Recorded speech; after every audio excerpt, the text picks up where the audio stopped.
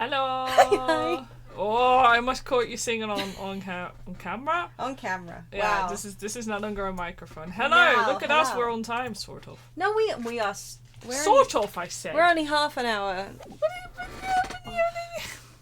Pardon? Yeah. Noises. That was some Tiny noises. scream. So yes. Yes. Welcome to our I wonder how much further we'll get into the plot now. Before it all goes to pew. Yeah, I'm very scared, if I'm perfectly honest, of this fucking K shenanigans. Yeah. Because so far it's that last one, this effect that took us like so many. Yeah, well, yeah. Sorry for the beeping. Like we were all kind of. We knew where we needed to go. We knew what the issue was, but we needed to work out how to get the game to understand. Yeah, that was the real challenge. That's our story, and we're sticking with it.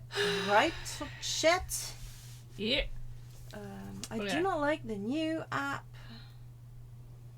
The new Twatch app.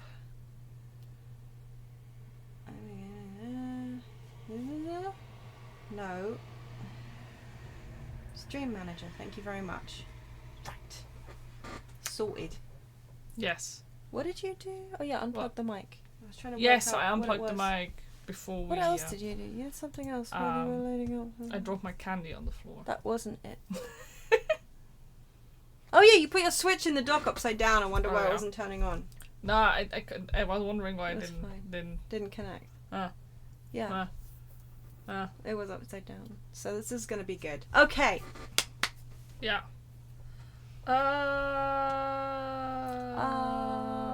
One moment. I'm really sorry. Hopefully you're doing something really important. Yes, I actually am. I really do need a little poetry book that I work through every time this happens. What? Oh, okay. Oh, okay. I'm sorry. I didn't mean to just yeet you right straight in there. All right then. Fine. I guess we're starting. Welcome to our stream. Let's get going. Suddenly music playing. Alright, so we just got inside the gaff and heaved a sigh of relief when the geezer showed his mug. Yeah, give me that gun, he bellowed, and then he flew at us like he was possessed. I thought we'd had it. I'm first gonna go through it all and then I'm gonna press them. Is that okay? Yeah, that's fine. Because we kind of haven't run the... Yeah. For an old geezer, the bloke was strong as an ox. Yeah, he we chucked have me seen this, over the counter. Yeah, that's... we have, but not since yesterday. So we're doing a recap. I'm just gonna... I pulled my gun on him and then he legged it through that door into the back room. Yeah, and then... We never had nothing to do with killing him. That's all what happened, I swear. Okay, so we go back to the first one. Sorry, it takes about a second. That one. No. There we go. Yeah, This is the very first one, okay. yeah. Yeah, so it is. You can see those little, Oh, so you can. I knew that. I knew that. I've seen them before. And yeah, well, there we go. I'm not sure why I'm waiting for you to do this. Done it already, innit? Hold it. When you say geezer, I presume you mean the victim and proprietor of the shop, Mr. Winterbank? Who else? Sorry, I mean, that's right. We was keeping a close eye on the entrance to the gaff, obviously.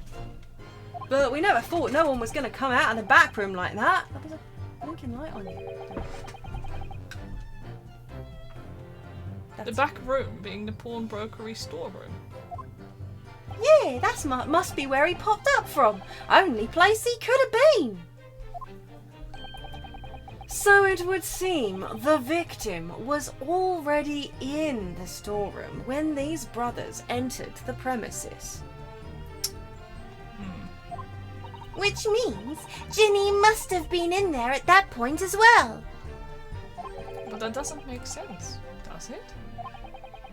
If Gina had threatened Mr. Winterbank into the storeroom with her at gunpoint, then why would he have emerged from the same room all alone when the brothers arrived? Oh, I don't know. I wonder Did he knock her out? What, Winterbank? I doubt it. No, what were you going to say? I was wondering if she actually snatched the gun off him when he was all like, oh, I'd have to shoot myself in the head, and she was like, Fucking stop that. Or something. That kind of checks it. Why didn't she tell us though? Well, Why? no, I know. This is the problem. Like, Gina's right there and she's lying to us. Yeah. Because... Like, she hasn't told us any of what happened that night. No, exactly. Not even a little bit. Like... No. Because she is doing her whole martyr act. Mm-hmm. But, I don't know, it makes me wonder if she actually pulled the gun off him. Because he was doing that ridiculous thing of his. Yeah. And that's why she's holding it up like that, and she's got it. That would make sense. Also because we've seen him do that. Yeah, like, multiple times. And he was known to. Even Van Zieks has alluded to it. I don't know. I'm just trying to think of anything that could have... Yeah. You know. And then she was like, look, I just want to see it's there. Yeah. And I don't know. I don't know. There's probably just extra stuff. And then... But what about my omnibus? Yeah. What? That Mortula? Couldn't tell ya. No way, Cobber. We had bigger fish to fry then. I mean, the old geezer just lost it. Things that totally happened. Yeah, you guys look real truthful here. Yeah. Give me that gun, he bellowed, and then he flew at us like he was possessed. I thought we'd had it. Yes. Sorry. You mentioned that Mr. Winterbank shouted those words in your previous testimony too. However, you claimed that you heard him yelling them on the other side of the storeroom door. Oh, did we? But the truth is, he was shouting those words at you, wasn't he? Well, yeah. Was the victim, Mr. Windybank, wielding a gun at the time? Was he ever? Blimey lammy, a great ugly barrel he had. A great ugly barrel he had, pointed straight at me frontispiece. A great ugly barrel. The smoke gun, maybe? Because, like, that thing he's... Oh my god, yes! I mean, that itty-bitty gun that he had could never be described as a great, great barrel, unless we're... I don't know. No. It makes me wonder if he had the smoke gun. But why would he have the smoke gun? They've been making a big deal out of the smoke gun, though, haven't they? Yeah. Making Making a point of the fact that she still has it and all that. Yeah. They keep talking about it just in case we've forgotten. But I don't know, because the gun he had is tiny. Yeah, exactly. But I guess if it's pointing at you, it looks pretty big, you know? Yeah. Like, this is what I mean. Like, if you've got a gun pointed at you, I imagine it does probably look quite... Yeah. But also, I don't know. Well, I'm sure it'll all come out in the wash. So what you're saying is, you definitely saw Mr. Winterbank with the gun at that time. Is that right?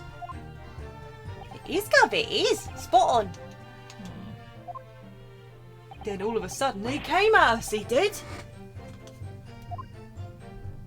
It was bedlam. I didn't know he was going through.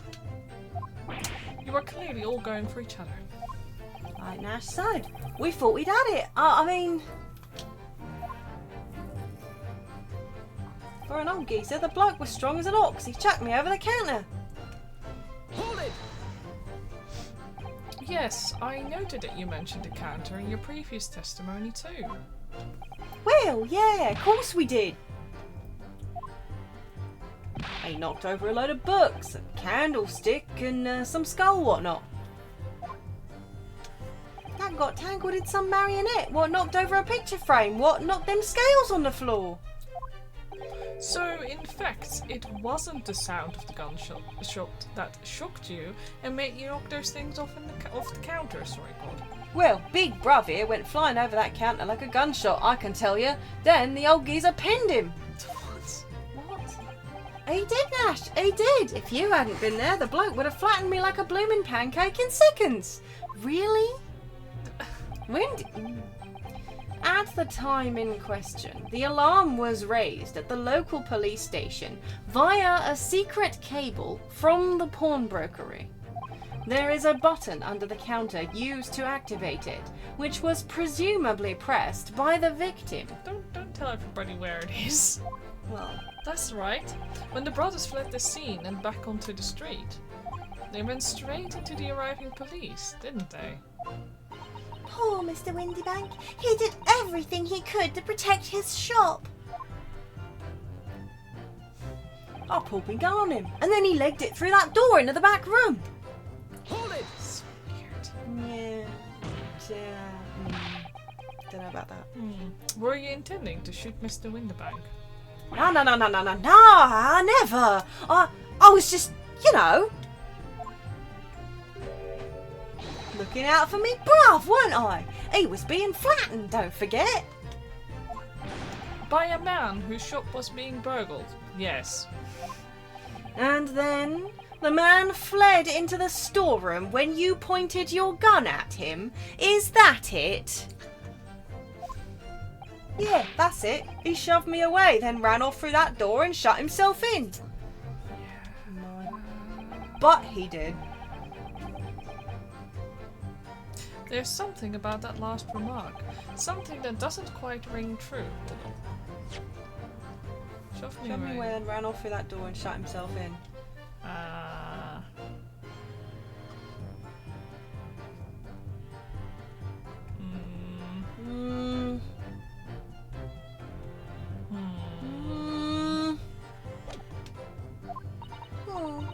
I wonder why Mr. Windybank ran away into the storeroom. Yeah. What? Well, according to what everyone's saying, Ginny was in there waiting for him with a gun. Yeah, that's true. Exactly. Why would he run towards his alleged attacker? Like, it's so weird. Unless we're talking, between a raccoon and a hard place. I mean, yeah. Heyo, Dio. Hello. Time to be more angry at logic. We'll see soon. Maybe. I hope not. I don't want a repeat of last night. No, I don't want 40 minutes. It happened because I'd woken up really early 2 days running and I was so tired last night. Mm-hmm. I was trying not to doze off in my chair whilst we were also trying to solve that. My brain was not running on all cylinders at that point. No. It's also understandable, Oh. Okay. Well, yeah. Yeah. Hello, Ganondoodles! Oh, thank you for the Thank you for the resub. 16 months. Oh my 18 God. months. No, 16 months. Wait, what? You just read. I read 2 things. Wow! Anyway. Right. But yeah, he ran in. He ran in where his attacker was waiting for with him the gun. With a gun. Yeah. Mm-hmm. Yeah. My furry patutu. Ah. Yeah, that's right. Gina allegedly used Mr. Winterbank's gun to threaten him and force him to open the storeroom door. In which case, how did the gun end up in Mr. Winterbank's hands again? I have no idea. But that is strange, isn't it? Yeah.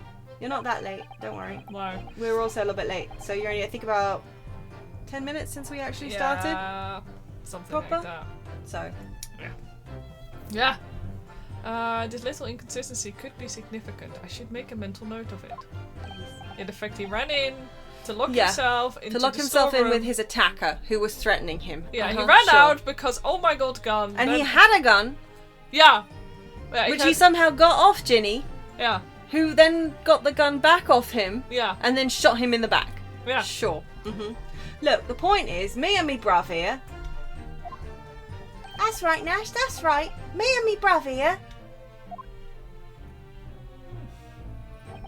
We never had nothing to do with killing him. That's all what happened, I swear. They're re-giving their testimony, and they claim that Mr. Windybank basically chucked the little one across the counter, threatened them both with a gun, and then turned around and ran into the storeroom and locked himself in with Ginny, who they heard threatening him with a gun already. So it doesn't make any sense, basically. No. But yeah, we're just doing the pressing on the statement that we read out last night after we got through all of that stuff. Yeah. Do you know what? I'm sure that in this case they'll go over it so often that you'll get it. You'll catch up. It's amazing what 10 minutes can do, isn't it? Perhaps they're bigger clowns than even Mr. Vampire. It is possible.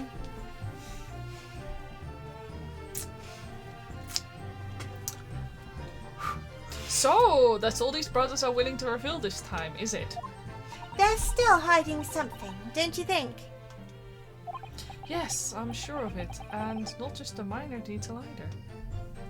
It was almost certainly because of these two that poor Mr. Windybank... Well... You can't let them get away with it, Bruno. I know, but I get the feeling that there's even less evidence at my disposal this time to prove that they did it. We've come so far. Now it's time to finish them off. We could just shoot them in court. Is that what you're saying? Yeah, cohesive statement. Yes, that is what they're hiding. You're right. Yeah. Well, I'll do my best. I believe in you, Ren. It's okay. Alright, so we just got inside the gaff and heaved a sigh of relief when the geezer showed his mug. Give me that gun, he bellowed. Why did I think that was mine? And then he flew at us like he was possessed. I thought we'd had it. I mean, if you want to take over this guy. But yeah, so we'll see if there's any more stuff we haven't already heard, or I think we now need to find things that we. Present thing. Now hold on. Let's check what we have to. Did we even get anything new here? Well,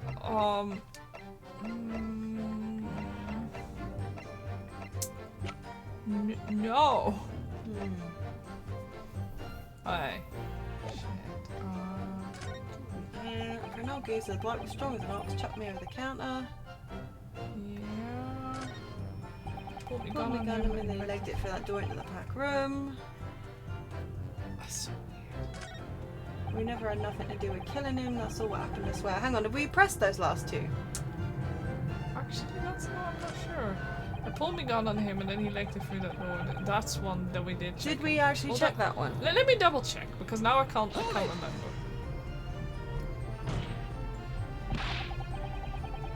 I don't remember this. Yeah, were you intending to shoot Mr. Windybank? Really? Yeah, oh yeah, no. Yeah, see, this is what I mean. Sometimes when I'm reading it, I actually am not paying attention to it. And it doesn't stick. But that last one, we never had anything to do with killing him. Wow. I don't think we pressed that one, did we? No, I don't think so. Hold on, yeah, that's it. He shoved me away and he ran through that door, locked himself in. Yeah, we think that's really freaking weird. Yeah, then we did all this. And then we haven't pressed that last bit. Yeah.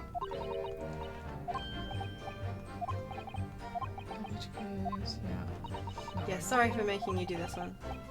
I should make a yeah, the point is me brother here. Yeah. That's right, Nash, that's right. Me and me brother here. Yeah, that's it. Sorry, this. Yeah. We never had nothing to do with killing him. That's all what happened, I swear. We haven't done that yet, have we? Have we? I don't think so. You say you had nothing to do with it? Nothing at all. Nothing, Gov, nothing. The old geezer went and shut himself in the back room, didn't he? We haven't done that. Locked it was from the inside. We know it was because we tried to open it. But it's a decent door, that one. Good and strong, wouldn't budge an inch. So in the end, the situation remains unchanged. Inside the storeroom with the pawnbroker, there was only one other person. The sole person who could possibly have shot the victim, the accused, Miss Gina Lestrade. Yeah, why would you try and open the door from a guy who just tried, yeeted your brother across the counter who you were terrified of? It would indeed appear so. What say you to that, Council? Kind of bullshit. I don't know. Was there anyone else apart from Gina who could possibly have shot Mr. Windybank? I mean, guys, legitimately could legitimately have shot him even when he was running into the storeroom. Yeah, exactly. I mean, yeah.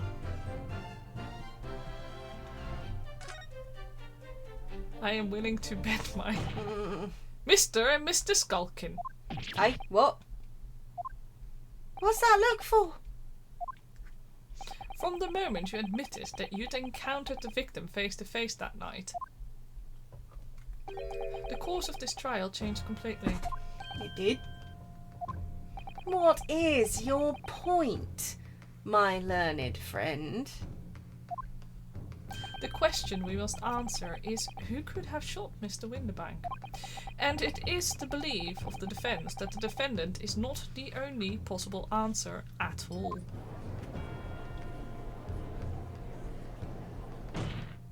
You have my attention.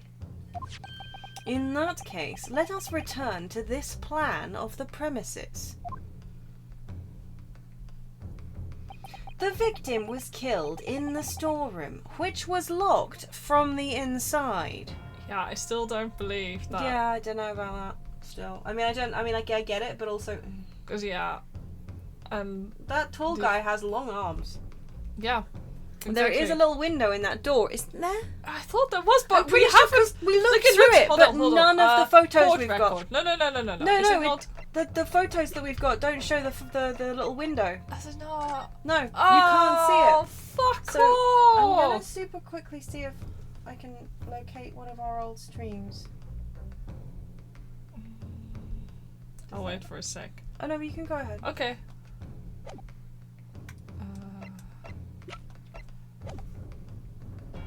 I mean,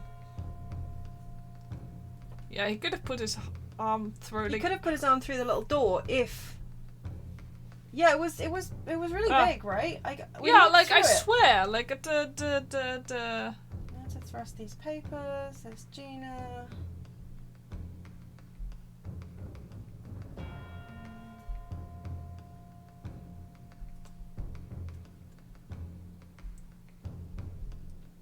It's really difficult to seek. It's okay, I just figured out, wait a sec, because it's like...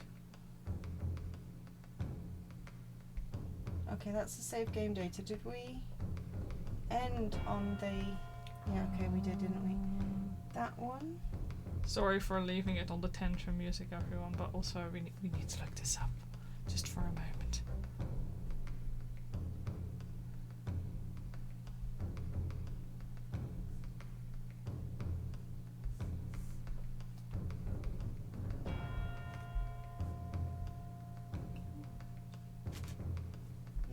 Let me seek. Are you seek or Zeke?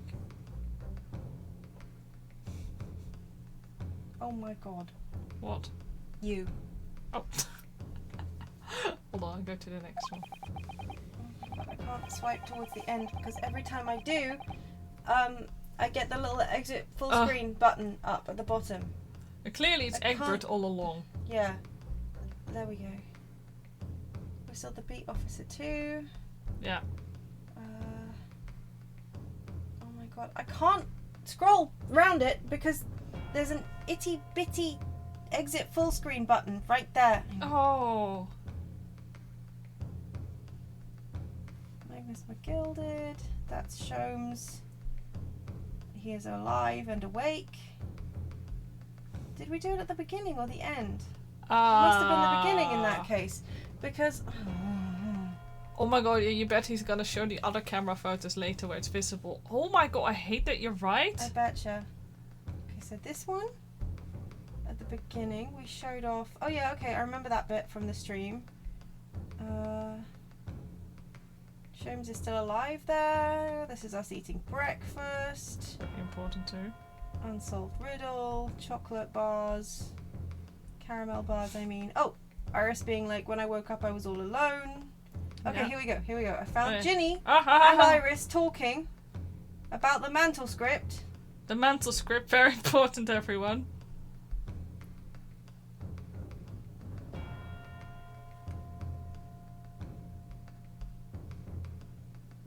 Mr. Nadahodo, that voice. That's Mr. Sholmes. After him, something. Oh wait, that's the middle of the night.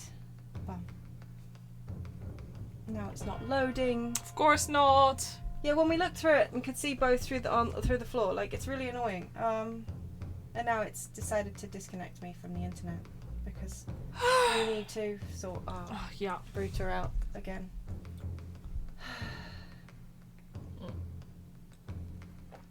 Well, Typing's not allowed when you're in full screen. How fascinating. What? Let me disconnect from interwebs and reconnect again.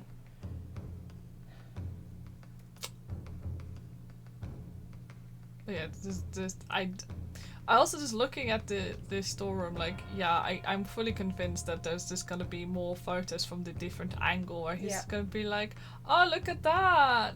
Wow, we could have known this all along, except I have the evidence behind, which is totally not suspicious at all. No, quite.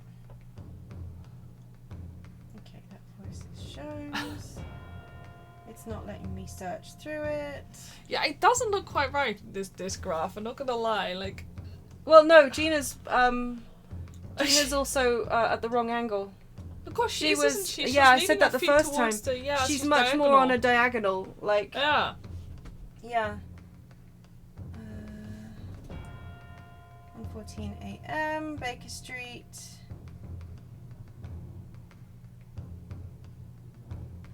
Door to Windibanks is open. Okay, so this is just before Sholmes gets shot. I wish I could do the little thing where you double tap to fast forward, but I can't. Yeah. And I can't scrub through it because the Twitch is She's like, no. horrid for that. We didn't chase after him because we've lost them. Actually, I'd forgotten about that, Gandalf. Yeah, there was a lot of space in that room. It didn't feel nearly this no, they are cramped. way There was too so much more. Yeah. Well, I was just raised from the pawnbrokers. Would you know something about that? My friend Mr. Sholmes has been shot.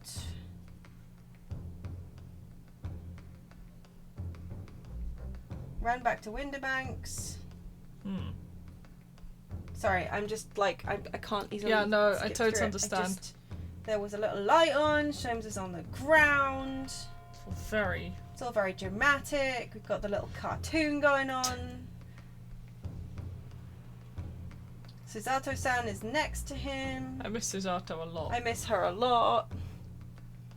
He's all like, behind that door! Oh yeah, he is, isn't he? Yeah. There's much at stake. Behind that door, in the storeroom. Wait, the curtain's down in the little cartoon. Oh! The curtain's like... Yeah, there's a freaking flap. We try the handle. There is a flap in the middle of the door, like a kind of... Oh yeah. And like a little... And then we look through... we looked through the little flap. We literally looked... And we he looked could have down. been shot through that! No, he couldn't. Really?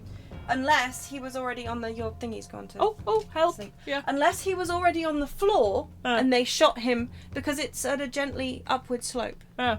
That's the whole problem. Because everybody's saying that he must have been shot by somebody shorter than him. Yeah. Because the shot goes in below and goes diagonally upwards into the heart. Yes. So he couldn't have been shot through the flap unless he was somehow floating near the ceiling. Unless he was already lying down on the floor like he'd tripped. Yes. For example. Yes. And they then shot him. Uh-huh. While he was on the floor, for example. Yeah. Hey-o, Konadu! Well then. But that's my theory. He tripped and they shot him through the little flap or something. Yeah. But yeah, there is a flap in the fucking door. And it's really obvious. Why are we not talking about it? He was literally at the crime scene and he's like, oh, I just forgot. Yeah. He's like, oh, if only there was some kind of hole, like a keyhole that you could see through the door. Mate, there's a flap. You looked through it. It had a little handle. It's on hinges. You lifted it up like a freaking pick and mix lid. That's it. Except the pick and mix, much like the old Woolworths ones, had a nasty surprise in the middle, and in this case it was a dead man. Rather than sucked floor pick and mixes. Woolworths. Anyway, back to so there was a flap in the door. It's like a little one in the middle, kind of like a little, almost like cat flap size, but slightly shorter. Yeah. And I think the edge of the curtain must be like...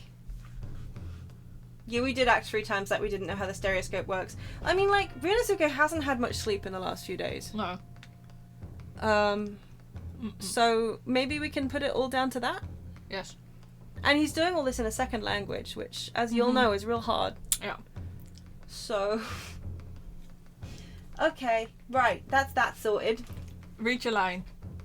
Bum! Okay, those are the facts. facts. So, pray, what other what other possible answer to the question of who shot the man could there be? Counsel, you must now provide answers to the court in respect of 2 conundrums. 2, my lord? Twice as many chances to be right, maybe? Indeed. Namely... Yeah. From what location did the culprit shoot the victim? And furthermore, where was the victim at the time? Flat on the floor, tripped, and he was shot in the back, through the little window. Ah! Positive. Understood, my lord. I hope, because, like, I don't know, I it just makes think it's the neat. most fucking sense! Are you alright, Bruno? Either that or the little guy must have shot him, but I don't know, I think if he had time to lock the door, and then maybe trip, I don't know. I'm not entirely sure, but there's one thing I am sure about. If I can prove that there's a credible new alternative to what happened, it would change Gina's prospects hugely. I feel like the moment of looking through that and saying a crime scene is pretty memorable, though. I agree, though. I agree, but Ryunosuke has not proven themselves to be the brightest of the... He's also said as much in the past, so like... I mean, this isn't really his vocation either, no, is it? he just really? kind of... tripped his friend... and fell into it. Yeah. So, now, time for some clarity. Show the court on this plan the answers to the questions posed by his lordship. Wow. If you believe someone else could have killed the victim, indicate from where that person could have fired the gun. We could technically also propose with that. I know. Yeah, so we're still saying here, right? Like, I reckon from here, yeah. I don't know. I mean, unless you think differently. They weren't inside the door. Do you think they were just... We're just gonna go with this, yeah, from in front of the door. No right? clip. No clip in the door. Yeah, if I do, I'm just gonna... here, right? Because, yeah, the person would have been standing in the door. Yeah. We have where I was making 5 lives. the no clip joke. Yeah, I know. But yeah, we do still have 5 lives, so it's okay, I guess. I'm gonna... Socketwrench doesn't have a problem with, like... I imagine it's not that sensitive. It's really sensitive. No, I meant it's not that sensitive to whereabouts. As long as you're not on the other side of the... The defense believes that the culprit could have shot the victim from the location here. I like the little man. Yeah, same, right? And in answer to the second question... Assuming the culprit fired from the location indicated, where was the victim at the time? I'm just gonna be like, here. Well, like where he fell, yeah. I think I don't know, I could be wrong, but I think he tripped and fell and got shot in the back. I think he was just like here, right? Yeah. Yeah, that's where he fell, allegedly. Take that! I was gonna... Oh, he's changed shape! Yeah, he's changed position, mostly. The culprit shot the victim from outside the storeroom. It's gonna be like... Continue. Well, the game is allowing us to continue so far. It's a good thing, right? So, yeah, usually. Mr. Winterbank died instantly from a bullet wound in his back. Yeah, exactly.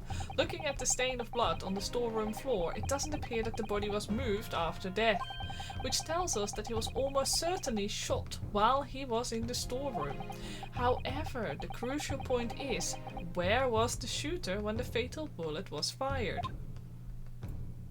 So you are adamant that the shot was fired from outside the storeroom. There's a little door. Ah, well, according to the Skulking Brothers' earlier testimony... I pulled my gun on him and then he legged it through that door into the back room. Flashback noises. Woo. If Mr. Windybank Mr. Windybank ran through the door, we have to assume that the door was open at the time. Ah, yeah, quite. It was at precisely that moment when the victim was fleeing for his life that these brothers had the perfect opportunity to shoot the man in the back once he was inside the storeroom. Unless Gina then locked the door. Yeah. And they punched her through the little window and knocked her across the room. But I don't know. Yeah. I think it's more likely that she was already on the floor. Yeah. When she hasn't got a clue what happened. And just assumes that maybe she did it. Yeah. And that's why she's keeping shut. Yeah. Maybe because she'd already been knocked out. Yeah. Or she'd just fallen asleep. It was really late. Nah. Gah. Come to think of it, do you remember what the prosecutor said at the start of the trial? No. No. It was It's been a while. A fortnight ago, Iris. Moving on to the findings of Scotland Yard's coroner. His report states that the bullet entered the body on a rising diagonal trajectory. Yeah, now we're going to get about this. So then we're going to have a thing like, oh, the shooter had to be, like, small. Yeah. Well, guess what? Yeah.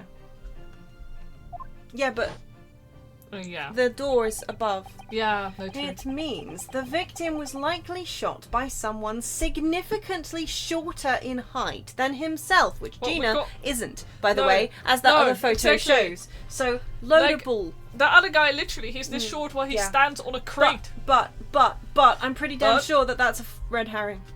Yeah. I'm positive that he tripped while he was running in. Or tripped while he locked after he locked the door. It would make sense. Because he was like afraid, and it was kind of dark in there too, a little bit. Except it wasn't. There was a lantern on. Oh well. And then he was shot in the back. Yeah. While he was still on the ground, or something. Or I could be completely wrong and beating up the wrong bush. I don't care. Anyway, we're gonna go through all that debacle now. So.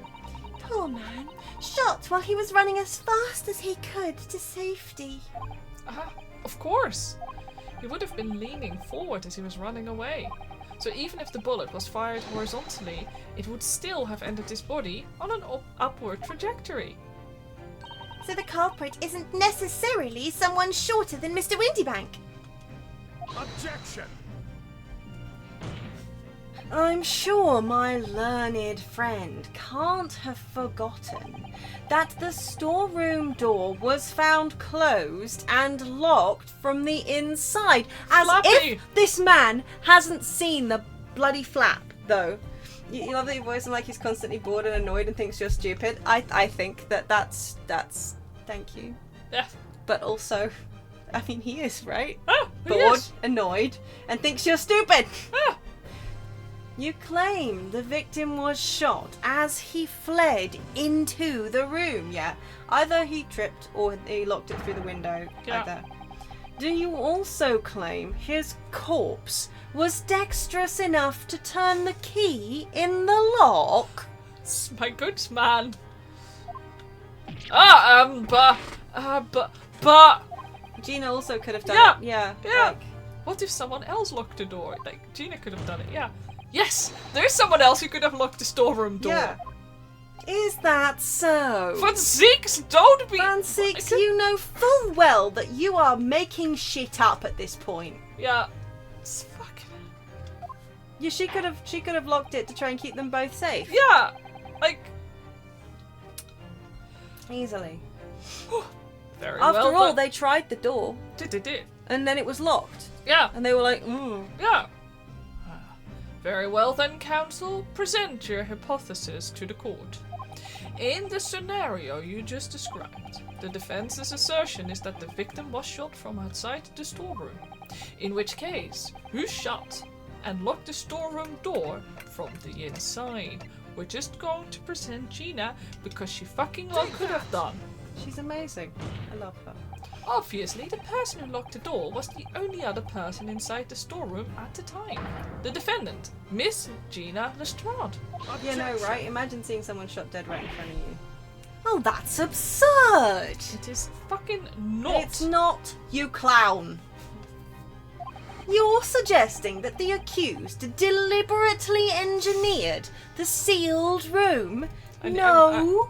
I've got to bring this out. Like, why wouldn't it be? Why would she not have? She just saw a man shot.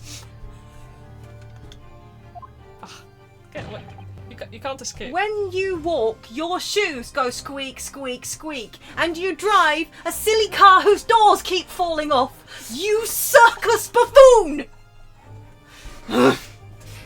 For what possible reason? Such such actions would only serve to tighten the noose around her neck, which is why she didn't kill him. Like she was thinking straight. Would you be thinking straight? Would you be going like, oh, I better not lock the door. I better let the guy who just shot the shopkeeper in front of me come into the room in case I'm found unconscious with a gun next to me and they think I killed the man. Okay, don't do that. It's bad for the microphone. It's not on the stand. Don't do that to our audience. Sorry. Oh no! Josh isn't clowning. Oh no! Wait, he actually is. No, he is. Oh no, yeah, that is a clown statement if ever I heard one. Go. Judge, if that's really your name. I am inclined to agree, I must say. Well, counsel. I'm taking this away. I don't want to be clowning. Your ear would have been clowning. Maybe your shoulder. Yes, that's a tricky one, isn't it? Half-baked notions have no place in my courtroom. Counsel, remember that, please. Well, what is Von Ziegler doing in your courtroom? Yeah, exactly. He's nothing if not half-baked. Man's so half-baked, he's a Ben & Jerry's flavour. Oh, I want ice cream now. But of course Ginny would have locked the door. It almost goes without saying, doesn't it? It does? Well, if I was Ginny in that situation, I know I would have locked the door as quickly as I could. Yeah. I mean, those two burglars had just fired a gun in her direction, hadn't they? Yeah, like, come on. Yeah, obviously. Then he turns out to be named Lordship Judge. Yeah, very likely. It's true. He was destined for this. Just like, you know, you always get like gardeners and stuff called like Pippa Greenfingers and shit Oh my like that. god, yes. Before the two brothers arrived, Miss Lestrade and Mr. Windibank were in the storeroom together. Now, I don't know what went on between them at the time, but at some point, Mr. Windibank must have heard the intruders breaking into his shop and left the storeroom. Okay, so this is the other thing, right? Like what you said earlier regarding him trying to shoot himself.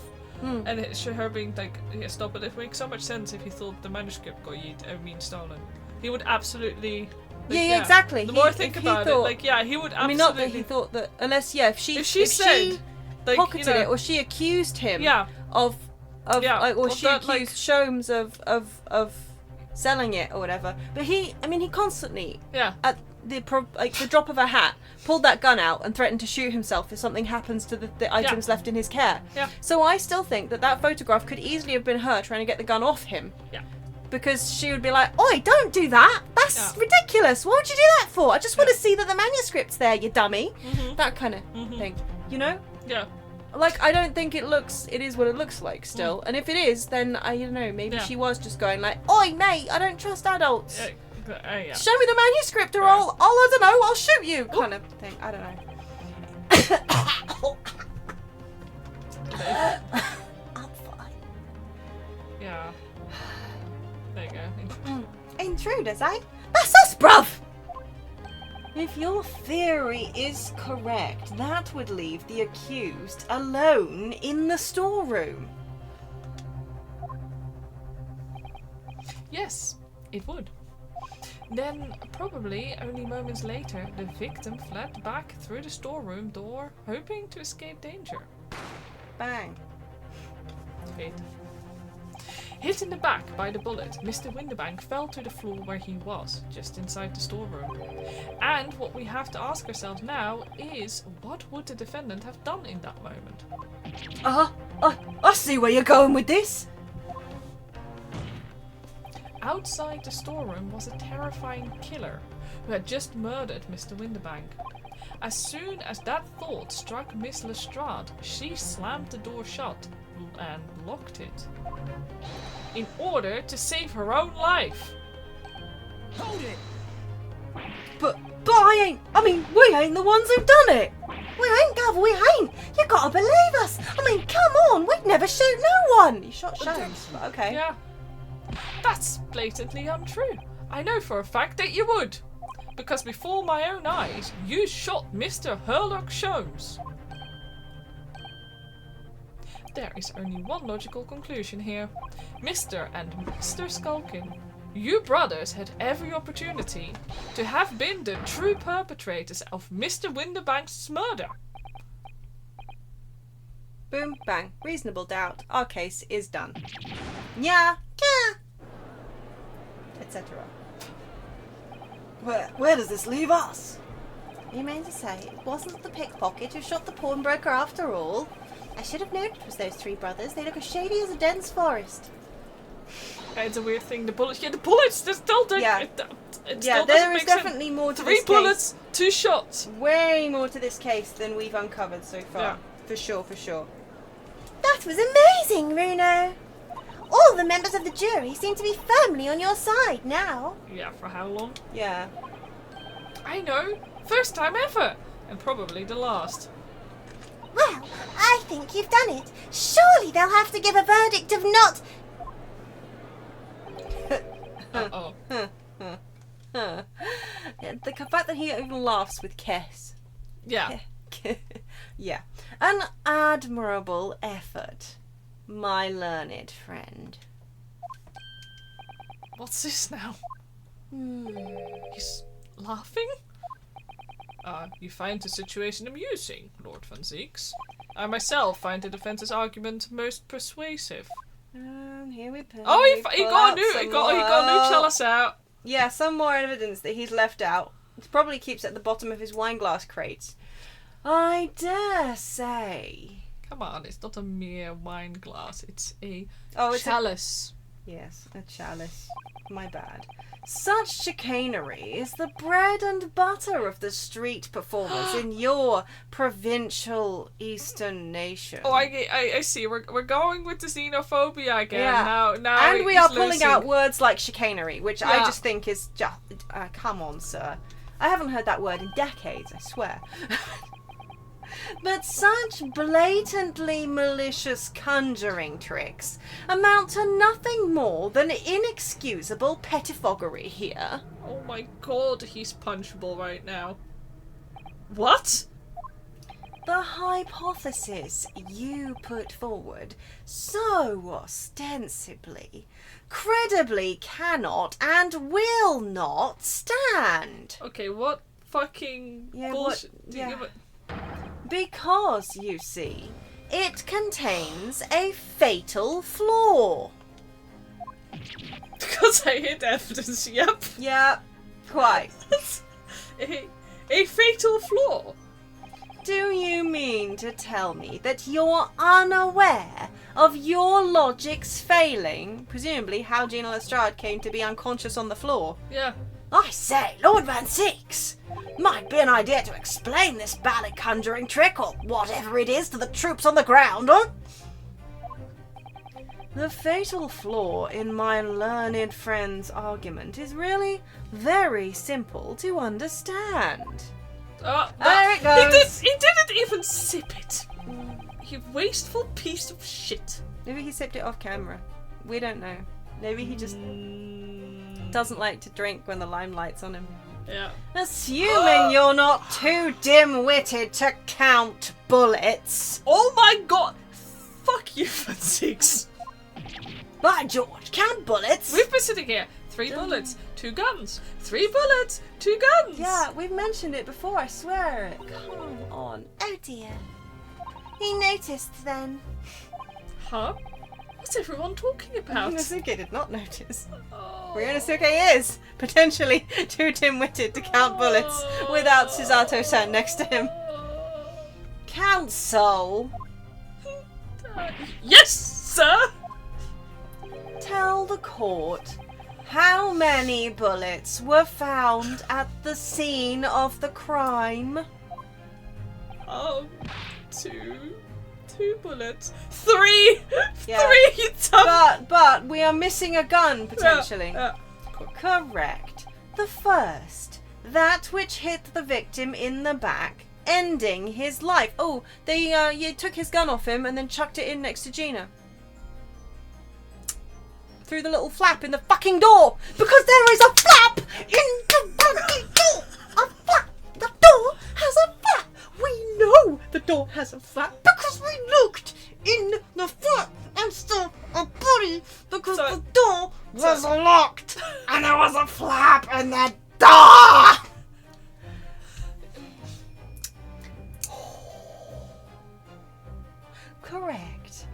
first, that which hit the victim in the back, ending his life, and the second, that which struck the detective, Mr. Herlock Sholmes, on his arrival at the scene.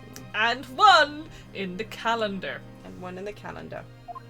I would And just... one in the calendar. And one in the... And one in the calendar. Unless the one that hit the calendar is the one that supposedly hit Sholmes. Yes. But somehow, none of us was like, we should double check Sholmes' blood type before we go to court. Because that will clarify so many fucking things. But no! And I swear they've mentioned that they had to remove the bullet. Yeah. Like, And that's why they were doing literal surgery. Anyway. I swear that. Otherwise they just had to have stitched up the wound, surely. Now, Maybe? organs. They might have had to fix some organs. But if it went straight through him, he would be so dead. Indeed. The defense presented a picture showing the damage caused by the second bullet earlier in the proceedings. Oh, so that is it, huh? Third bullet. That is... Third bullet. So that's Sholmes' blood! No, bullshit. The No. bullet which injured Mr. Sholmes appears to have passed through his body to strike the calendar. The urge to look up a walkthrough is outstanding at this point. No. Yeah, they're gonna need some more fixing since there might well be a scalp in there. Yeah, yeah. Ooh. Ooh. Your lordship's understanding is correct. Really now? Really? Bull caca, I swear. Furthermore, we know there are 2 firearms involved in the incident. Allegedly 3, but you know. The revolver belonging to the victim, Mr. Windybank, which you could not call a great barrel either, really. No. And the Skulkin brothers' revolver. Yeah, but can we check? But I just... The evidence shows that a single bullet was fired from each gun. Yes, indeed it does. A single bullet from each. Now then, my learned friend. You yourself told the court only moments ago that these 2 brothers shot Mr. Herlock Sholmes right before your eyes. Yes, I did. Oh my goodness, I think you're fine. And if a single bullet that was fired from the brother's gun hit Mr. Sholmes, it means Windybank not shot by same gun. stop! Only 1 bullet! Stop! Exactly. Yes, this Nipponese street performer presented an ostensibly credible argument. However, it was never anything more than a diversionary trick with no hope of standing up to scrutiny. Only if you're... Yeah. Gina was just holding on to it the whole time. Like, the guy literally came out wielding the gun. They said that. Yeah. And then somehow, with his hands on the gun, he yeeted the small brother across the counter. Yeah.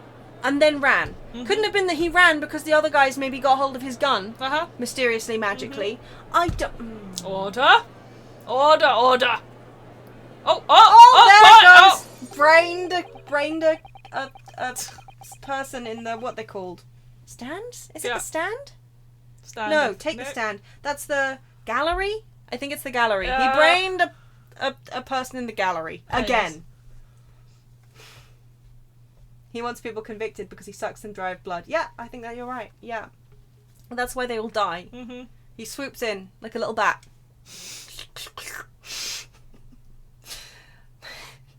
Said the last one was barbecue. Poor omnibus.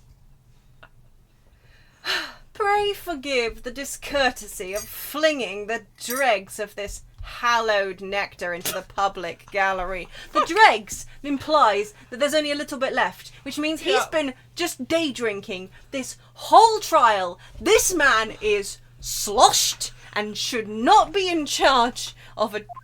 Yeah. Lord Van Zeeks! But this court needs to open its eyes. The accused, Miss Gina Lestrade, is no ordinary little girl. Despite her young years, she can, regrettably, no longer be described as a juvenile. You're chugging it every time the cam looks away, yep. No, the person in the dock is far from a law-abiding citizen. She has a past riddled with criminal conduct. The truth is, the accused broke into the pawnbrokery on the night in question with loathsome intent. No, she was actually finding a manuscript. As we can see beyond doubt in this print, which depicts her threatening the victim with the murder weapon, except she's not, she's pointing it at the ceiling. And I have here in my possession one more piece of evidence the prosecution wishes to present. Can we shoot it with stuff, please? Yeah, he had the gun later, so how'd he get it off her? Punch her in the head, maybe. That disc. I'll be taking that. Whatever it is of McGilded, it's down to the yard. Thank you very much. No, don't give it to him. It's mine, that is. Mine. I'm sorry, miss. But anything belonging to McGilded has to be taken in as evidence now.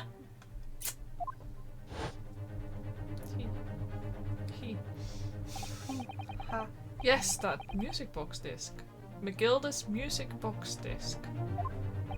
The very day before the hateful murder of Mr. Windybank. If it goes in the doohickey, we are shooting it. Yeah, we need to do the blood gun on it because, I mean, she's pulled it out multiple times now, so she clearly brought it to court with her. Because if the blood on that disc turns green, for example, we know that it was Benedict. Yep. Because that was Benedict's blood on it. So we need to know what colour that blood is, because if that's not Sholmes' blood on the calendar, because for some reason Iris and him never shot the gun at each other, because they would have done, they'd have shot the blood gun at each other and tested out the colour of each other's blood, because that's what people do!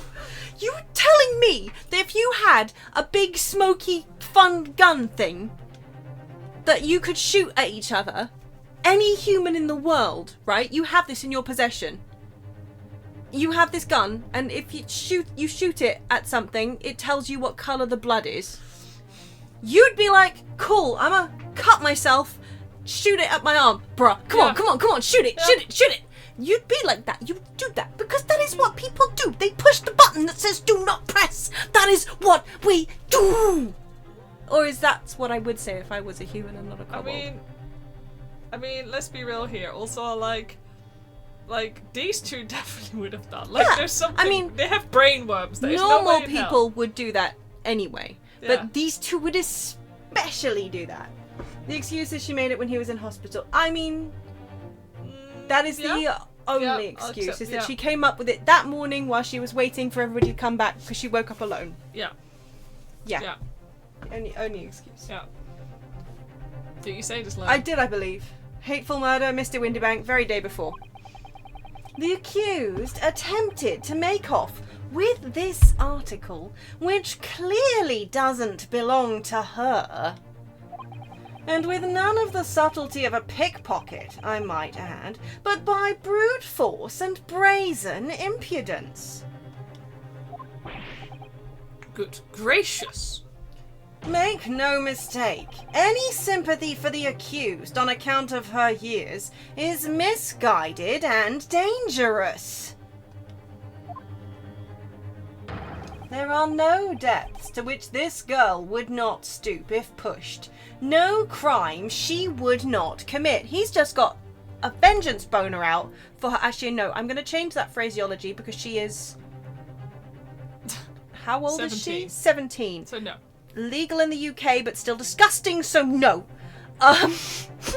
No, wait, is it? Yes. No. Hang on. No, not yes. No. Yes? No, not for his age. No. No, hang on. I don't know. I'm too old. I don't Me care. too, I don't know. I didn't know this when I was 16. Shush.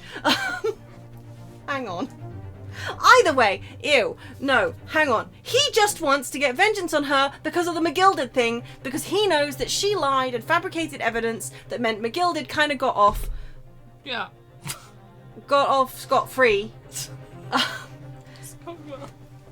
Like a guy pulling out a 10-year-old tweet she did when she was 14 to say she was evil from the start. Yeah. Yeah. Exactly. Yeah. Like, yeah, she definitely did this because she pissed me off in the last case and McGilded walked free, even if he did burn instantly in a tragic omnibus fire that took out an innocent omnibus that never did anybody any harm. Fine. Anyway, yeah. The court forgets that fact at its peril. I see. I think it will be prudent to take this music box disc into evidence counsel as a grim testament to the defendant's counsel. Lord Van Sakes, Oh, what happened to it? Inspector Gregson, what? Yes, Inspector? We had a meeting yesterday at the yard with the prosecution service, and, I think it was agreed that the disc wouldn't be used as evidence. I do what I want. What's all this about? Why is the inspector acting strangely? This is sus. That's the first thing he said. That's the first time he said anything to Van Zieks at all. I am unaware of any such meeting. But those were the instructions, right from the top. The government bigwigs were insistent. Okay, we definitely. So these discs have something to do with that other case. For sure. Often Zix is this. Inspector, I am the prosecutor, and I alone determine how to present my case. I'm pretty sure Scotland Yard says, nah, you can't have your disc though. But it's like... Your warning is noted. Thank you. That's what I was saying. Yeah. I don't care. I got this disc. I don't care. The prosecution wishes to proceed with submitting this disc as evidence, my lord. Quickly, put it in the court record so we can shoot it. Put it in the court record so we can shoot it. That's like also got to be a really funny visual, hasn't it? Yeah. They put it in the court record, like on the table or something, and Iris whips out her gun and goes, poof! Ooh, it's pink! Indeed. Bailiff? The music box disc has been entered into the court record. Booyah! A metal disc used to play music in a mechanical music box. On the reverse side is a note that reads, "For McGilded." The prosecution has established the accused's motive, opportunity, and baseness of character. Oh, shut up, Van Zieks. Yeah, it's definitely part of that crime, that doohickey. There is nothing more to add. There's a lot to add, you know, like...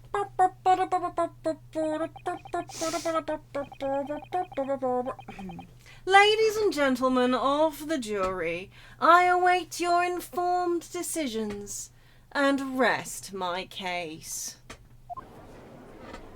You wouldn't upload a character. I don't believe it. I had the jury on my side for once, for all of 5 minutes. Oh, don't do yourself dirty, Ryunosuke. It was more like 2.5. Oh. Oh dear, it wasn't even for 5 minutes, Runo. My lord? My lord? Oh, my lord! Wonder if I might say something at this point. Proceed, Mr. Foreman. Been stumbling about in a bit of a fog up to now, if truth be told, but all of a sudden... The answer's bally obvious to me and my men. There's only one thing for it. Oh, boy. Oh, no. Very well, the court will hear from the jury. Ladies and gentlemen, you will present your leanings as to the defendant's culpability. Guilty. Guilty. Guilty. Guilty. Guilty. Stop. Guilty. So you can't hear the voices, by the way, but you time it so perfect. Did they do the thing? Oh, I'm sorry. It's You like- could have said something. No, it was perfect, it's spot on. Uh-oh, all 5. Yeah. We have a consensus among the jury, it seems. When you have eliminated the impossible, whatever remains must be the truth, which is rude, Van Zieks, using Sholmes' own words against him. Yeah, That's That's my line. I wrote that for Hurley. Oh, how dare he use it against us? Oh, actually, he made Iris mad. Hold on. Actually, I didn't look at the. Can we examine it? I assume. Let me examine the blood. Oh, Bruno, look! This is blood! Yes, you're right. Just a small smear, but definitely blood. Actually, I feel as though it might have noticed that before. Haha, then it's my turn to shine again. I thought I'd been waiting forever. All right, hold still with that disc, Bruno. Yes. Can we get this done quickly, Iris? In a flash. She gonna get at him like a wild chihuahua? I hope so. Please go green. Please go green. Oh! Yes! Egbertus. It's Egbert's blood! Woohoo! Oh, a lovely bright shade again. Wait, that color. What is it? It's just that green. It's not the first time we've seen that color, is it? Whoa! Ooh. So that's not Shams's blood on the wall. So that bullet in the calendar is Egbert's blood. Egbert's blood. For sure. Right. Green is on the calendar. Yeah. Don't say unknown. Yeah, bullshit. But we haven't worked out whose thingy it is. We know who cut their thumb on this calendar. I mean, on this disc, right? Yeah. Well, We I know guess it. we have to confirm it still. Yeah, bullshit. He literally cut. I mean, he was. Yeah. He was I know, like, we oh saw- look, because she Yeah, snapped. Don't worry, Iris. I don't think we're finished yet. There's still more to this case than we realize. There must be, because there's one thing that I'm absolutely certain of. Gina didn't shoot Mr. Winterbanks. That's beyond any doubt. Yeah. Very well. We will proceed with the second summation examination of today. We didn't even have to ask for it this time. Mr. Foreman, are you and the other jurors ready? This guy knows the drill. Yeah, Garadeb Squadron is primed and ready for action, sir. very good. So, ladies and gentlemen of the jury, you will each explain on what ground you have now determined the defendant to be guilty. I mean, you could literally say, because she doesn't like cheese, and it would be fine in this fucking course. Yes. The jurors continue. My mouse thinks she is dirty. What's a rogue? Always a rogue, I say. Huh? Oh, a different breed to us law-abiding citizens. Your wife almost killed a woman, but okay. Okay. There's only 2 bullets were found at the scene. I would say the whole case is done and dusted. No. That's not what you sound like, I'm sorry. You don't need a stereoscope to see the truth here. Every which way you look at it was that pickpocket. I never imagined that simple operation would cause me such grief. The accused attempted a theft on the previous day. I can see I'm in for a busy day ahead. I am ballistics expert. I have seen many shootings. There is nothing I do not know about guns. Now, how is that relevant? It would seem there is little remaining room for Quite doubt. a lot of room for doubt. I have to admit, I was rather bowled over by the argument put forward by that chap in black. Which, us? We're both wearing black. Yeah, we're always like described as the. Yeah, I know, but still. Yeah. When that fell apart like a house of cards, I saw that I'd jolly well been hoodwinked. Well, no more. The whole courtroom is turning against me. It's not fair. Iris. That prosecutor's being mean. Just because Ginny's done some things she shouldn't have done in the past, that doesn't make her a murderer. Oh, he's got another bottle out again. Wonder how long this one will last. Allow me to savour this fruity bit. Do I have to read this? Oh, please. Idiots!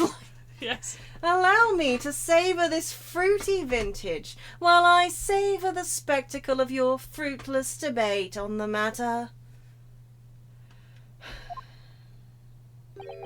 Here's to the truth coming out. Eventually.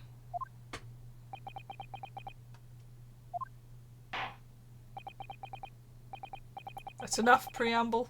Counsel, proceed with the summation examination.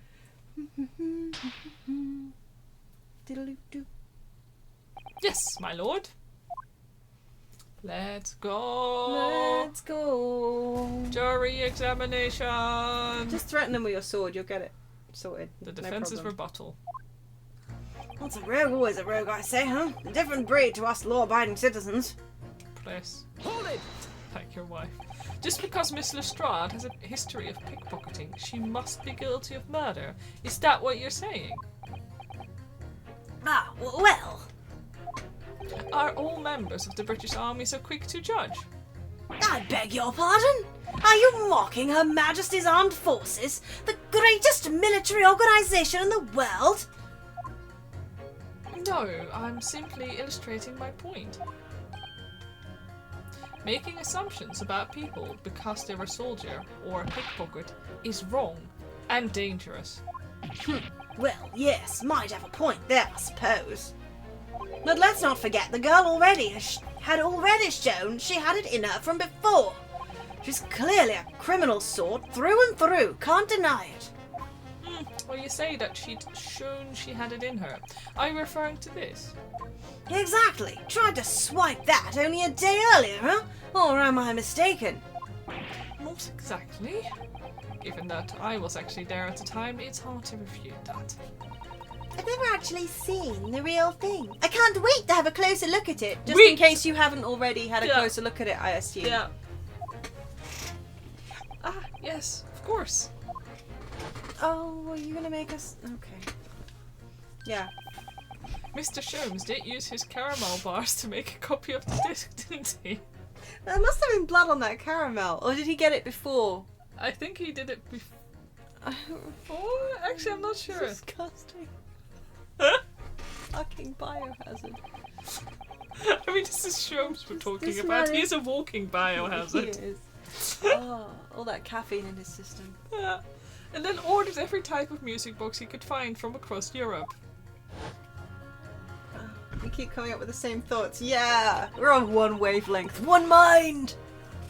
We still don't know what tune it plays though, do we? I think it probably doesn't play a tune. No. But I'd love to see how the original compares to Hurley's copy. McGilded's disc. Could it be a clue somehow? Perhaps you should examine it in more detail. You've already done that. McGilded's disc. The disc of McGilded. As only 2 bullets were found at the scene. Blah blah blah. Blah blah. I was trying to remember what the hell she sounds like. Yeah, is the number of bullets that has you convinced? Only 2 bullets were fired, and the 2 guns that fired them have been examined by the police. When the parlour maid asks me how many are invited for dinner, I always tell her to count the table settings. Well, that's logical, I suppose. Although... Yes? Sometimes after dining, crockery does go missing. 1 or 2 guests rather like the fine china. Does your employer dine with thieves? So, I suppose... if there was another bullet somewhere of which we were unaware... I'd have to reconsider my position. Okay. Do you mean the one in Holmes? I mean, Sholmes. Hurley's bullet. The bullet in Hurley. Hurley's bullet. The bullet of Hurley. A 3rd bullet somewhere on the scene. Could that be possible? Yeah, it is. I can prove it, okay? I can... Can I prove it? I'm just gonna go... Allow me to show you then. You think he the has 3rd to be? bullet. Like... Yeah, do we have a picture of Sholmes anywhere? I don't think we do. Oh no, we don't. But maybe if I show the picture in the calendar, I can now argue with the fact that it's actually... oh, that is the 3rd bullet. Yeah. I'm wondering if we can do that now. Well... I'm just gonna go and try in case... Oh wait, it's in the thingy report, isn't it? It's in the blood report, yeah. Ugh. No, actually I can't yet. I bet I have to first talk to the surgeon. Yeah, can I just present it as is? Take that! Yeah, no. No. I don't suppose this would pass as a third bullet. No. Pass is for a bullet as much as you pass for a lawyer. My learned friend. That was worth it for that, but yeah, the photo's in the blood thing. And you can't present the individual photos, right? Yeah, we're gonna have to... Coming from you, I'm going to take that as meaning not much. In no way does it resemble a bullet. If that helps your understanding of my last remark, even. Yeah, okay. Ah! Okay, so at the very least I would expect the evidence you present to be of the correct form. Bye-bye, life. Bye-bye. It's been a long day. That's funny. Let's actually try to find this third bullet before we attempt that again, Bruno. But this is the third bullet! Yeah, well, you don't need a stereoscope to see the truth here. Every way you look at it was that pickpocket. Hold it! So, if I've understood correctly, you need two pictures. A left one and a slightly different right eye one. Sorry. Exactly. Then you can see the scene in 3 dimensions, like this. So, if you have 2 bullets, I don't suppose you can see anything useful with them. What are we what is this? I think you'll find that no matter how much you squint, the truth of the situation always looks the same here. The only person who could have shot the victim is that girl in the dark. For fuck's sake. Don't say that with your eyes crossed like that, you little wiener schnitzel. How can you be so sure of that? Think about it. The Skulkin brothers shot the great detective, didn't they? Yes, that's been mentioned once or twice. Well then, surely it's coming into focus now, isn't it? This is a waste of time. Yeah, I agree with that. I'm not going to change this man's mind anytime soon. Okay, Sarah, please tell me about the bullet. Please tell me you took the bullet out of somebody. Hold it!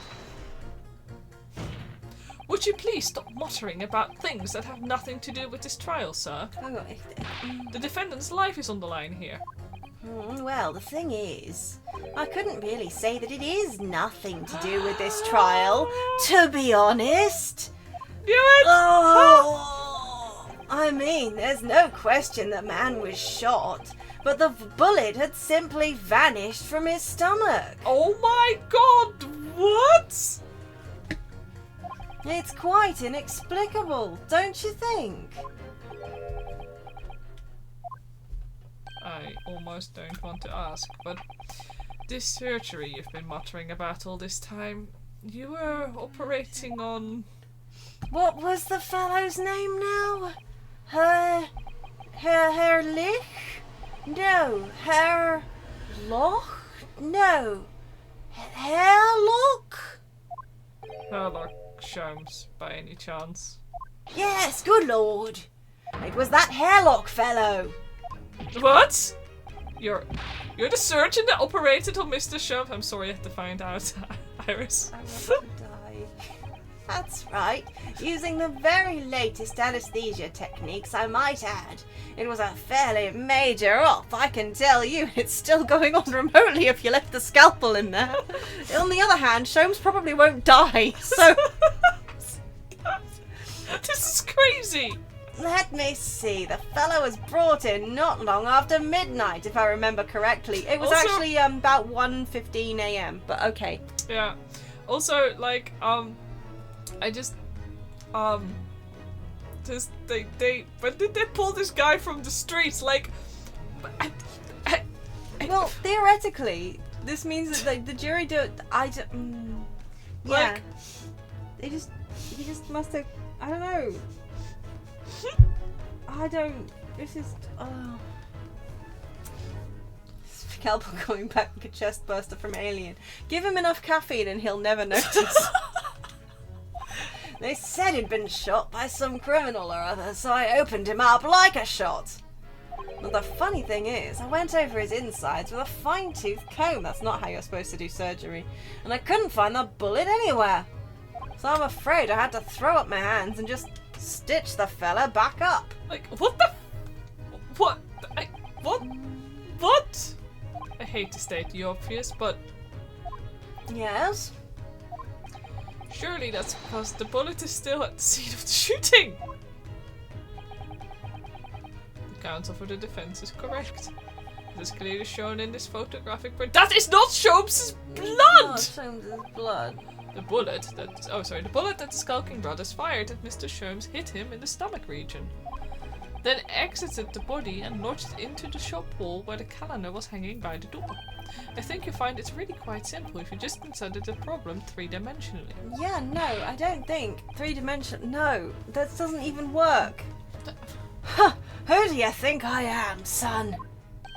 Well, juror number 4 is about the best I can do. As soon as I saw the wound to the man's stomach, I flipped him over. Yeah! Like a pancake? Are you saying that you checked his back? Of course I did, and there wasn't a trace of injury, no sign the bullet had left the body at all. There you fucking go! Finally! There you fucking go! Finally! What? That's the point! The only logical conclusion was that the bullet was still somewhere in the man's innards. Which is exactly why I set about slicing him up. And I'm still none the wiser even now. How many times do I have to say it? He lost his scalpel and the bullet's gone. Could there have been some kind of magnet involved? Would that have been could that be a Sholmesy type thing? Has he mentioned anything magnety? What, has he been swallowing magnets? Well, no, but I mean, like, the only thing I can think of is that the reason, like, okay, so maybe the scalpel bit was just, like, funny-wunny, you know, flavor text. Mm-hmm. Fluff. But, like, the scalpel's gone missing and he can't think where he's put it, and it was just not there. And the bullet's also missing from him, though. Yeah. So, like, could there be some kind of Sholmesy industrial scale magnet that he just happens to carry around with him that... I don't know. I'm just saying. Yeah. I don't know. Can somebody please explain how it happened? Can somebody please solve the mystery? It's almost as much of a mystery as how this jury was put together. The mystery of where that bullet ended up is infuriating. Where's an expert when you need one? The accused attempted the theft on the previous day. I can see I'm in for a busy day ahead. Hold it! Yeah, it's possible the bullet could still be on Sholmes somehow. Yeah. Oops. Rustling noises. Sorry. What do you mean you're in for a busy day? Forgot to say, stop. Do excuse me. Stop. Communications officer, stop. Communications officer. Does that have something to do with sending telegrams? Everything from personal messages written by members of the public to the latest news in the capital. I convert all the messages into Morse code and tap it out to the entire world electronically. She's clearly the mole. Yeah, clearly. To the entire world. Thousands of miles of cable under the sea. Stop. Worldwide communication network. Stop. Information transmitted to and from all corners of globe. Stop. Ah, yes. She was getting equally worked up about radio waves or the like before, wasn't she? I specialize in communicating information from government departments and newspaper offices. Uh-huh. I see. I'm sure I shall have to wire the newspaper reports of today's guilty verdict later. So no sleep for me tonight, I imagine. Let's just finish the trial first, shall we? I am ballistics expert. I have seen many shootings. There is nothing I do not know about gun. Hold it! I thought you were just a tourist.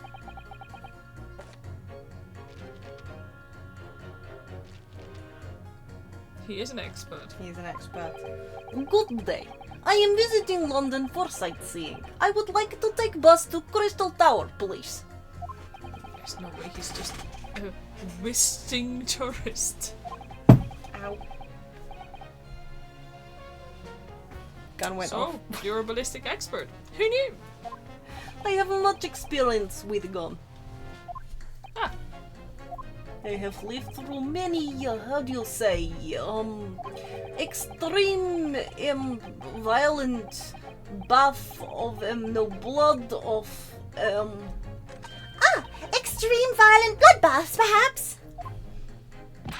those! Extreme violent bloodbaths. English is very difficult tongue. Considering the sort of people you associate with, I'm surprised you still have a tongue. Anyway, if you have questions about bullet and gun, you ask me. There is nothing I do not know. No mystery I cannot solve. He's very confident in his knowledge of guns, that's for sure. But if possible, please, only in the Russian language. He's not very confident. Oh. He's not very confident in his knowledge of English, is he? No, still, we should bear it in mind. He's our man if there's a mystery about guns or bullets. Okay, so can we just get them in touch, like rather than pit? Von Zieks has managed to convince everyone. When you have eliminated the impossible, he said. But he hasn't! If we're going to fight back, we need more material, I'm sorry. And we have to fight back. We have to turn this trial around again. Sherm's gonna burst open the door like Aragorn and present the bullet. Yeah. Please, yes. Okay, so we have to pit them against each other. So, shall we start with the doctor and... Yeah. Where's the expert when you need one? Yeah, because it's gonna have to be, like the two of them with the things. Yeah. I think, like, go talk to each other. Yeah. I mean, and if not, then whatever. Should we have saved? We probably should save. Those two statements clearly contradict the idea that all I do is pit jurors against each other. What? That's really funny. Well, because you're supposed to pit them against. Yeah, really I know. funny. Oh, a ballistics expert! Pitting. P-I-T-T. On the night in question, Mr. Sholmes was shot by one of the Skulkin brothers. But since there was no sign of an exit wound on his back, we must assume the bullets didn't pass through him. However, no bullet was found lodged in Mr. Sholmes' body either. Furthermore... The thing that does bother me is, like Dio said though, it's not a contradiction. So the fact that we're like, we'll just put these two together and see what happens. Like, technically that's not how we've established the game works. I know. So the fact that this is actually working is... I know. Dumb. Yeah. But also meh. Yeah, after a while you've played enough Ace Attorney to go like, yeah, but yeah. A bullet was found lodged in the wall of the shop where Mr. Sholmes was shot. We know that's not his. Juror number 6. Hello, my name is Villain. Pleased to meet you. This apparent contradiction in the facts that is so clearly troubling juror number 4. Are you able to explain the mystery? I have seen very similar situation in Motherland. It was night, there was blizzard. I was running away along mountain road in freezing cold. Jolly. Golly. Jolly. Jolly old, like, funny little cold blizzard. If Gina gets called Gina, then Jolly and Golly. You do not get to flip them around. This isn't a GIF. The snow was piling high on both sides of the road. It was very narrow and dangerous. My pursuers had hunting rifles. It's slipping. My pursuers had hunting rifles and they were on dog sleds. Mental note, don't ask too many questions. I was shot from behind and I fell down in snow. And this situation was very similar to what I hear today from Doctor. They could not find bullet in my body. And no sign of, exit wound. Then where did the bullet go? Bullet never hit me. Well, if it never hit you, why'd you fall down?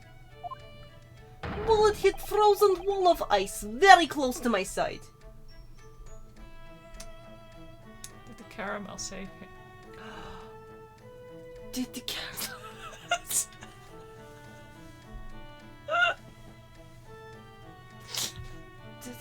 It could have been the lamp, actually. It's not... Yeah, good point. Yeah. But also, what if it was the caramel? I'm gonna go with caramel right now. Oh, I hate it all. What? But yeah, the lamp was broken. Yeah. One small piece, very sharp, broke away from lump of ice and pierced my body.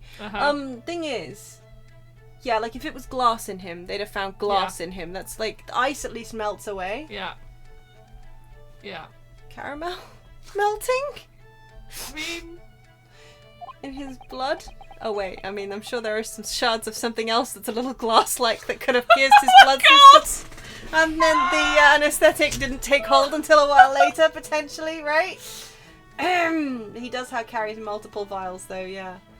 It made deep wound that looks just like bullet wound. Good gracious. Good gracious. Of course, piece of ice quickly melted inside me. And that is solution to mystery of disappearing bullet. Crystal. But that doesn't answer the question at all. Shooting happened in a pawnbroker's shop. Not some snowy mountain road in another country.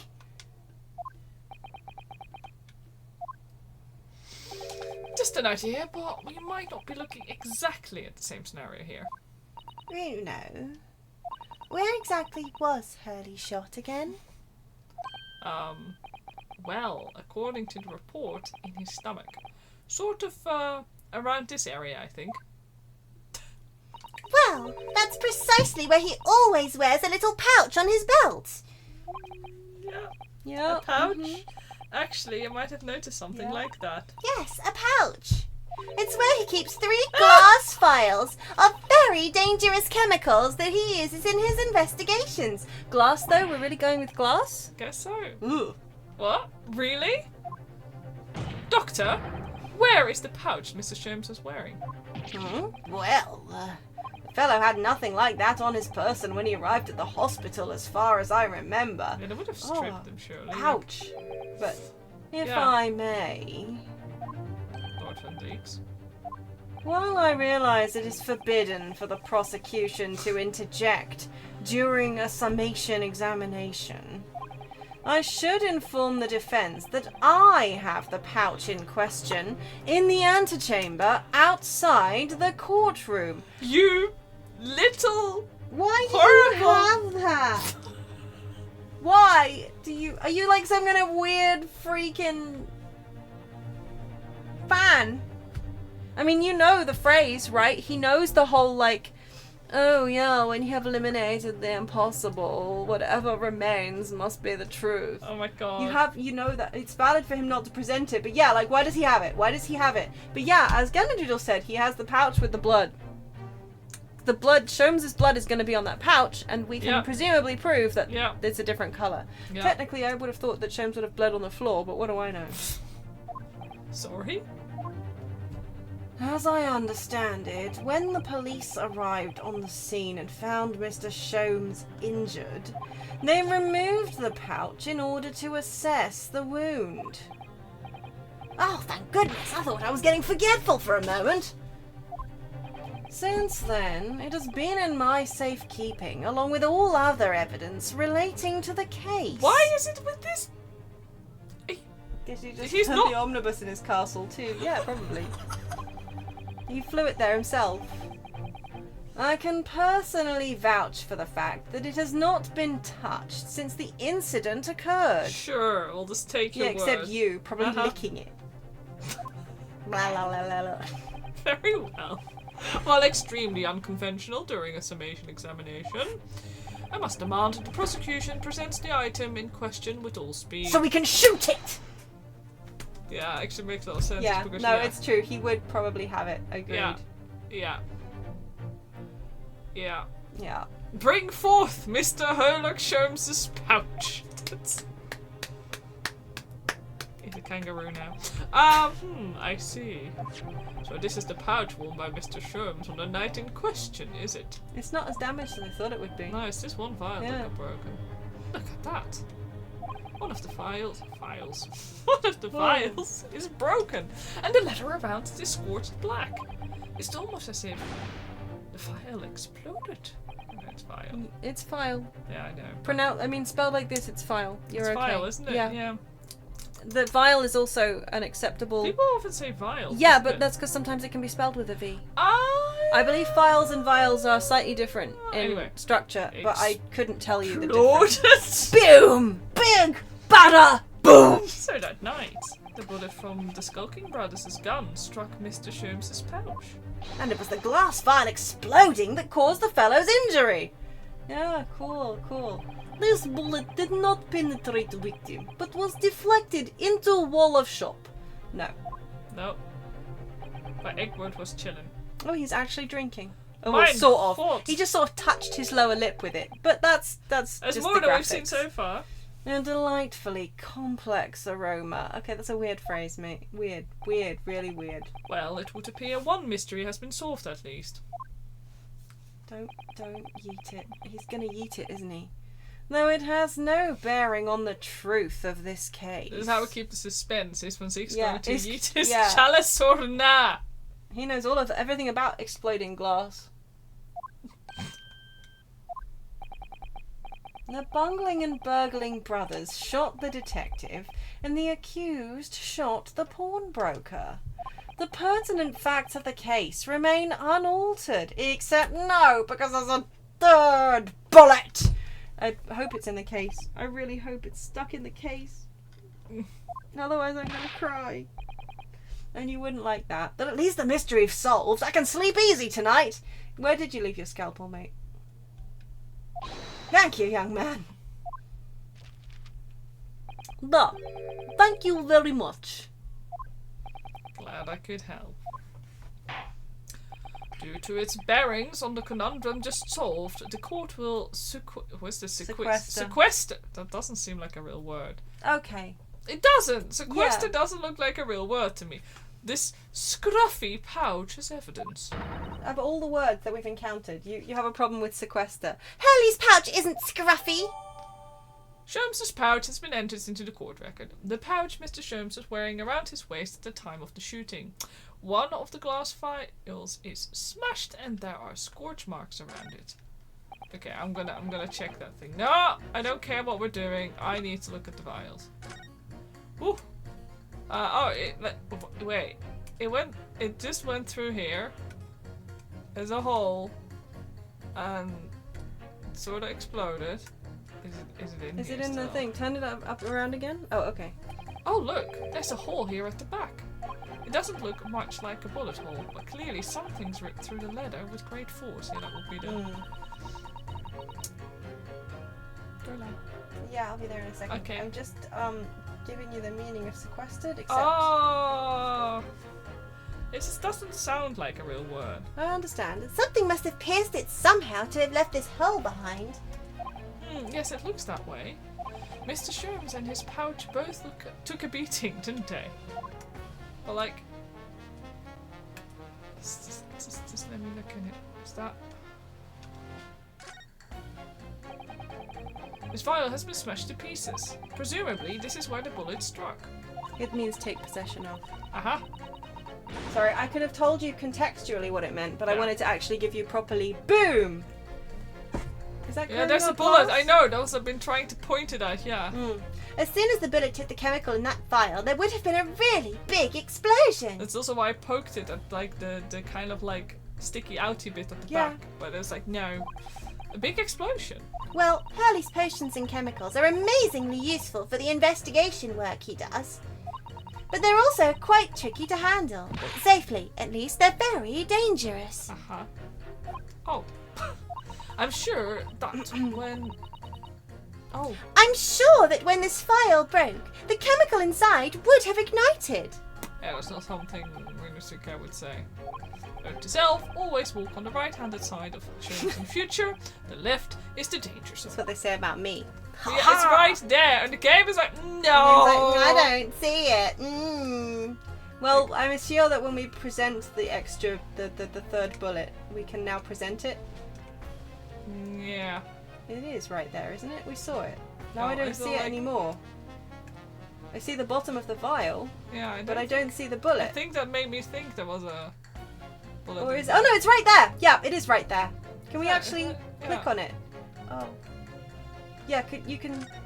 Is that the same? Yeah, no, see, it's the this same is, bit. This is what I get. It's right, yeah, because for a second I couldn't, but It's just so mocking weird. me! That's like at the back here as well. It's like, look, you can just. What? Didn't you click on that before? Yeah, that's why I clicked on it. It's like, no. Anything else I'll at try all? this one These for ones? a second here. But these glass vials are full of Hurley's homemade potions. Homemade? Yes, like fingerprint powder to show up where people have touched things. And scent amplifying solution to intensify a smell lingering on an object. Mm-hmm.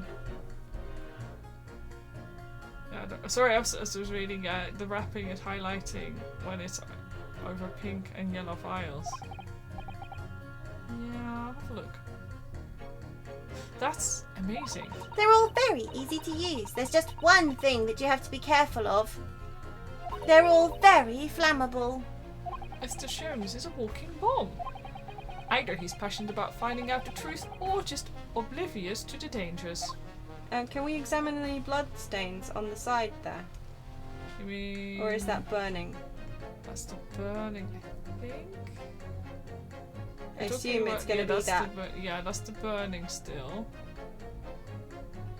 It would be nice if it actually did that little check mark thing when it's hovering over something that you've actually checked, because... Like, yeah, we've checked this, and it's really stupid that it doesn't on this, I think.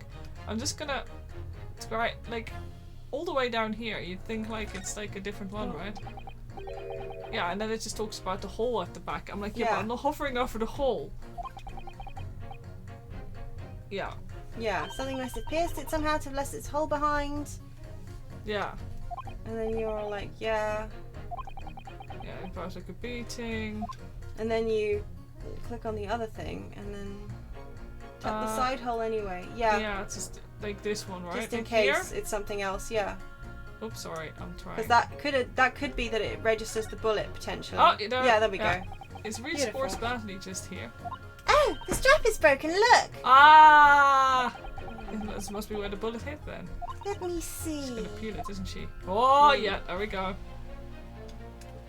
And now there we go. Look, there it is. There's the bullet. Yeah, so can we actually click on it? Excellent. What the? Iris, look! Behind where the broken file was. Do you see it? Yes, we see it. My god. Ah! That's the Skulkin Brothers bullet! What a stroke of luck. Does it hit his pouch? That's an amazing discovery. What this means is there were 3 bullets fired at Winterbanks that night. No way! We found exactly what that juror was talking about. Oh, we found the bullet, so now I can show the third bullet. Yeah. It's time to press the juror again, I think. The 3rd bullet has been entered into the court record. A projectile we discovered lodged in Mr. Sholmes' pouch. It caused one of the files to explode, injuring Mr. Sholmes. I just think the fact that there's also that green blood on the disc, and we know for a fact that it was Egbert. Yeah. Who cut himself on the disc and nobody's mentioned it. This is one of the. This is closer to the first case where you're also just sitting there going like, oh my god. Now the summation and examination. It appears the defense is somewhat struggling to alter opinion. Please, my lord, a little more time. After all, that's a new piece of evidence. It could be a valuable clue. You can't afford to overlook anything here, Rinosuke. Come on, we know what this is for! There's still a way to turn this around. Somehow. I'm sure of it. Yeah. This is, as you say, this is so stressful. It's this guy, right? Or was it? No, it was her. She was like, show me the... Here. Yeah, there are only 2 bullets to see, Mo. It's... She was like, if you show me a no, bullet. that's true. You did, yeah. Court record. And then can you, I don't... doesn't come from just have... You have to find the statement where it asks you about the 3rd bullet, right? I might... Let me double check. Because I'm pretty sure it's the number of bullets that has you convinced. I can't... Hold on. Me too. I thought I could have sworn it was him. The stereoscope guy. Ah, only 2 bullets were fired and 2 guns that fired them. And the parliament asked me how many are invited for dinner, blah blah blah. Yeah. Although sometimes they go missing, yes. Oh, do you sit down with thieves, etc., etc. Yeah. No, you're right. You think the stereoscope guy too? Yeah. There we go. See? Okay, yeah, but it's just weird. Yeah. But yeah. And then it's just so strange that I guess maybe did he weigh in on it then at the end? He might have done. I'd have to reconsider my position, so I wonder if I can present it now. Is it in the last? You can't. No, but I can then present it after, like, Third bullet, yeah. Could that be possible? Yeah, oh yeah, no, I can prove There it. There we go. Now we have it. My bad. It's so weird. I could have sworn. Oh. Allow me to show you then the third bullet. Finally! Da da da da. Oh, Diddly doo doo. we can still examine it. Well, we should do that anyway. Yeah. This is the bullet that was fired from the Skulking Brothers' gun on the night of the incident. What colour could it be? Yes, so it turns out it never actually entered Hurley's body at all. Thanks to the thick leather of that pouch he was wearing, it saved him. Hurley's always lucky like that. Well, considering what he had to go through in hospital, I wonder how lucky he really was. Oh dear, poor Hurley. Okay, so Okay, well. and now we shall present it. Take that! Here it is. We discovered it just now. Yes, on the night in question in Windybank's pawnbrokery, another bullet was fired. Hold it! No, it was right there. And he said What nothing has been is tampered this with. New trickery, you Nipponese conjurer. Oh, shut you! Where did you find that bullet? Did we not just do it in front of Yeah, I them? guess like... we were just like holding it down behind the desk, whispering. Yeah. It was lodged inside Mr. Sholmes's pouch. What? This pouch was removed from around Mr. Sholmes's waist before he was taken to hospital. Do you have accurate chain of custody? And since then, it has been touched Pulled it out your ass. by no one.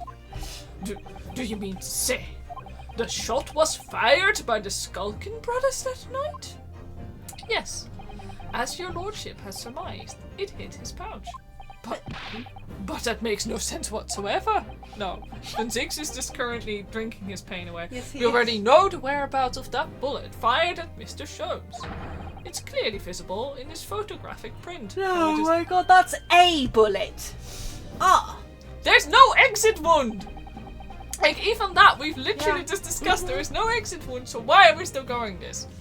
Two guns at the scene have already been submitted into the court record as evidence. Ow. Sorry.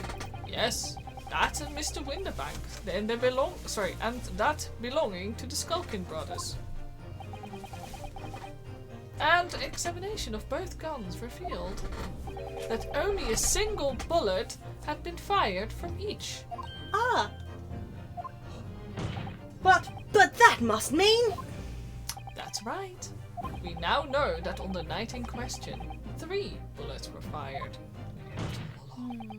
However, only 2 bullets were fired from the guns recovered from the crime scene.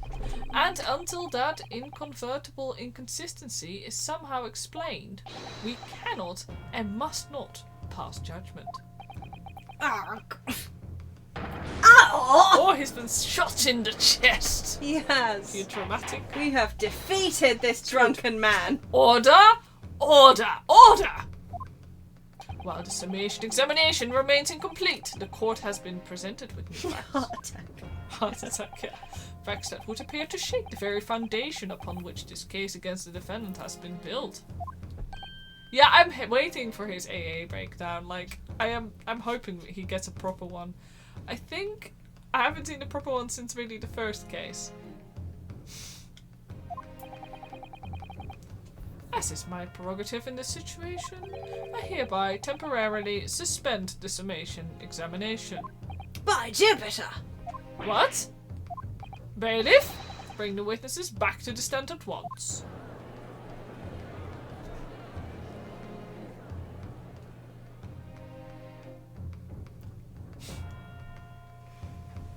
So many vicious witnesses. Governor! Were you listening to proceedings while the defense carried out the summation examination? Oh, sorry. We was, Governor, we was! Surprised the judge can go, take backsies. Oh, yeah. Perhaps we can dispense even with the tedious preamble. Simply answer this one question. A 3rd bullet has been identified at the scene of the crime. What do you make of that? Can we just talk about the fucking colours?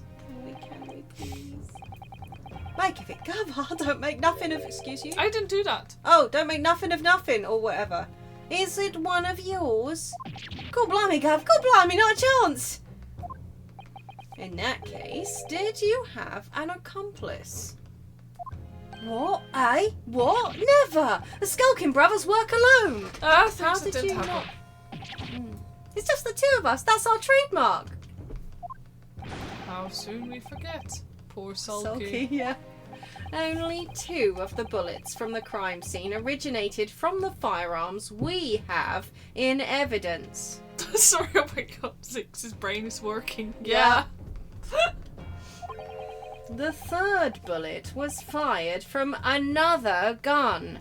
Where is it? Lummy, that's an head scratcher. Against his will, surely, yes. Counsel for the defense. Yes. I should like to hear your thoughts regarding these new developments. The 3rd bullet and the mysterious missing firearm from whence it came. The problem with them sweating is that they haven't really stopped sweating since they got threatened with death by Van Zieks, like, last night. I mean, as in last night, as in on the last stream. Yeah. So it's kind of hard to tell whether or not they're sweating because they're lying, or they're sweating because they're still sweating. Yeah, and they're also scared of Egbert. Well, I mean, yes, true, I mean, but yeah, exactly. They like, were sweating before. Yeah, no, it's true. After Van Zieks threatened them in the last stream. No, you're right. So what I mean is, I don't know whether they're like sweating still, or they are sweating because of the fact that they are afraid of old Eggs Benedict. Eggus Benedictus. It's so frustrating though that the 3rd bullet is the one from the brothers' gun. Well, yeah, thinking back over all the testimony we've heard and all the evidence we've seen, I think I'm starting to form a picture of what really happened that night. My lord, I think it's clear what this 3rd bullet tells us about the Skulkin brothers. They had a secret accomplice. I mean... They had another gun, or it's nothing to do with them. Part of me... Yeah. Okay, it could be any of them.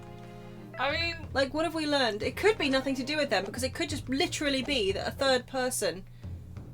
I think I'm gonna go with accomplice, because they keep talking about the fact, no, we work alone. I mean, if we establish where the bullets ended up, and I hate that, as you say, they keep calling it the 3rd bullet, because technically this is the one we just found. No, the one we just found is the 3rd bullet.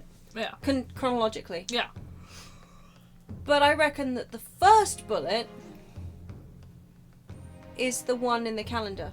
Yeah. Because I reckon that is the bullet from Windy Banks' gun. That got fired at presumably old Eggs Benedict. Given that we've established that his blood was the green stuff. Yeah. So I reckon that was the first one fired from Windy Banks' gun. Yeah.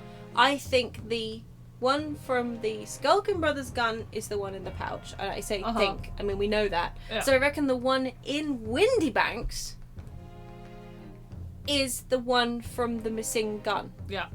Because they would also, like, it makes the most sense. Yeah. Eggy shot Windy, you think? Yeah, that's what I reckon. Too. Yeah, Windy's is the calendar one. The Skulkin brothers is the Shomes one. Yeah, I don't know why I said I think. Like, we've established that. We literally saw that one happen. Yeah. So the one in Windy Banks is the mysterious person's bullet. Yeah. And I still think that he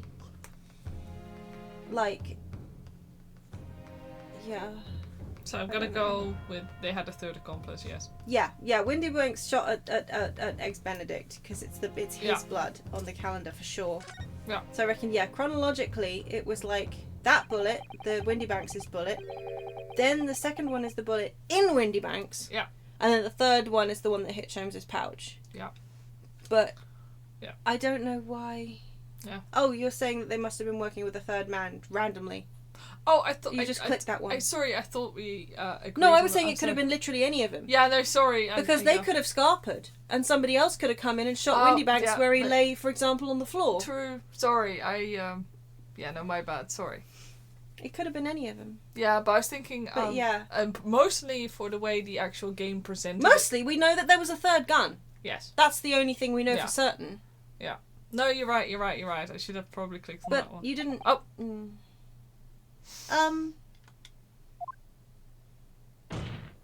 The witnesses are clearly doing their best to cover up the existence of this accomplice. But the evidence all points to the fact that there was someone else present. Someone carrying a gun. Sometimes I do wonder if you can actually get any of those wrong. Mm. Because they are all technically true, kind of, except for Yeah. the nothing to do with them one. But Yeah. it could easily come round full circle. Yeah, I An agree. accomplice, you say? Yeah, they did act like somebody else has power over them for sure. Yeah. Pigs will. But it could have been any of them. Yeah. These protracted proceedings have already forced us to endure 2 summation examinations. Yet in all that time there has been not a murmur of a 3rd man. If this apparently wraith-like being exists... It's going in... Yeah. Oh. The court must be shown hard evidence. Do you think his gloves have that stuff? You know the stuff that was like going around the internet like about a decade ago, where you'd see people like putting gloves sprayed with this water repellent substance. I didn't see in like this. vats of water, and it comes off like completely dry. No, I didn't Did see you not anything. see that? No! Yeah, you did. You did. I Yeah. don't remember it then. It was like it was all over Tumblr because it was like aesthetically pleasing and satisfying. It was like this miraculous water repellent substance that they like sprayed on gloves, work gloves, and then they'd like dribble water on them and it would just like run off. And they'd like spray it on fabric, and then the fabric would just not get wet. I know for a fact that you saw them. They were literally everywhere. Oh, maybe you were too busy doing other stuff. But we used to see them together all over the place. They were just everywhere. People were posting them constantly because it was so aesthetically pleasing. I don't remember it. So About stupid. a decade ago. Yeah, Maybe really 12 years. No, I really don't remember. It's so stupid. Weird. Yeah. Either way, it sounds really cool. Yeah. Yeah. But it was everywhere. Anyway. Mm. And it was just like a compilation of them. Mm. And they'd like dunk the gloves into various bits and pieces and stuff. Wait, suddenly... Like big hefty work gloves and shit like that. I reckon he's got his gloves coated with something like that so that the wine just rolls right off whenever he does this. Yeah. Custom made. Suddenly it started clicking in my brain like... Without it, this fantasy will be crushed. Thank you. You're welcome. The prosecution demands answers on 2 counts. Firstly, proof. Evidence that this accomplice was ever at the scene of the crime. Well, we got that sorted. Sort of. And secondly, except we have no proof that there was a 3rd man at all except for blood. Yeah. The identity of this spurious character. There we Actually, go. yeah, We we got know both. it. Yeah. But we don't know he was working with these guys. No, but the Skullkins are lying. I know that. But how can I ascertain the identity of the person they're hiding? Blood, blood, blood, blood. Well, blood for the blood god. Council. I'm supposed to prove the existence of this accomplice and reveal the person's identity, even. In response to the prosecution's demands, my lord, the defense is ready to present answers. We got this. The defense is ready. I believe I can provide all the answers the prosecution demands. So, my Nipponese friend, despite the swimming eyes, you seem to think you have something to say. This promises to be interesting. I have to push forward now. There's no other option. I need to use every single piece of evidence available to me if it will make a difference. In that case, counsel, I would ask you to present the evidence without delay. On the night in question, in the moments leading up to the death of the victim, what proof have you that there was a 3rd intruder present at the scene? Now, what I want to know if I can, like, I can't. No, we can't present individual pieces, so yeah, but like Ganadoodle said, save. Oh yes, I did. First indeed. and foremost, I'll do a say. save. Yeah. Yeah, we'll I think the only thing we've got is really to present the blood. I'm gonna present the blood because it has the... Well, it will probably ask me where. The evidence is right here in this portfolio. By Jove, that portfolio again, is it?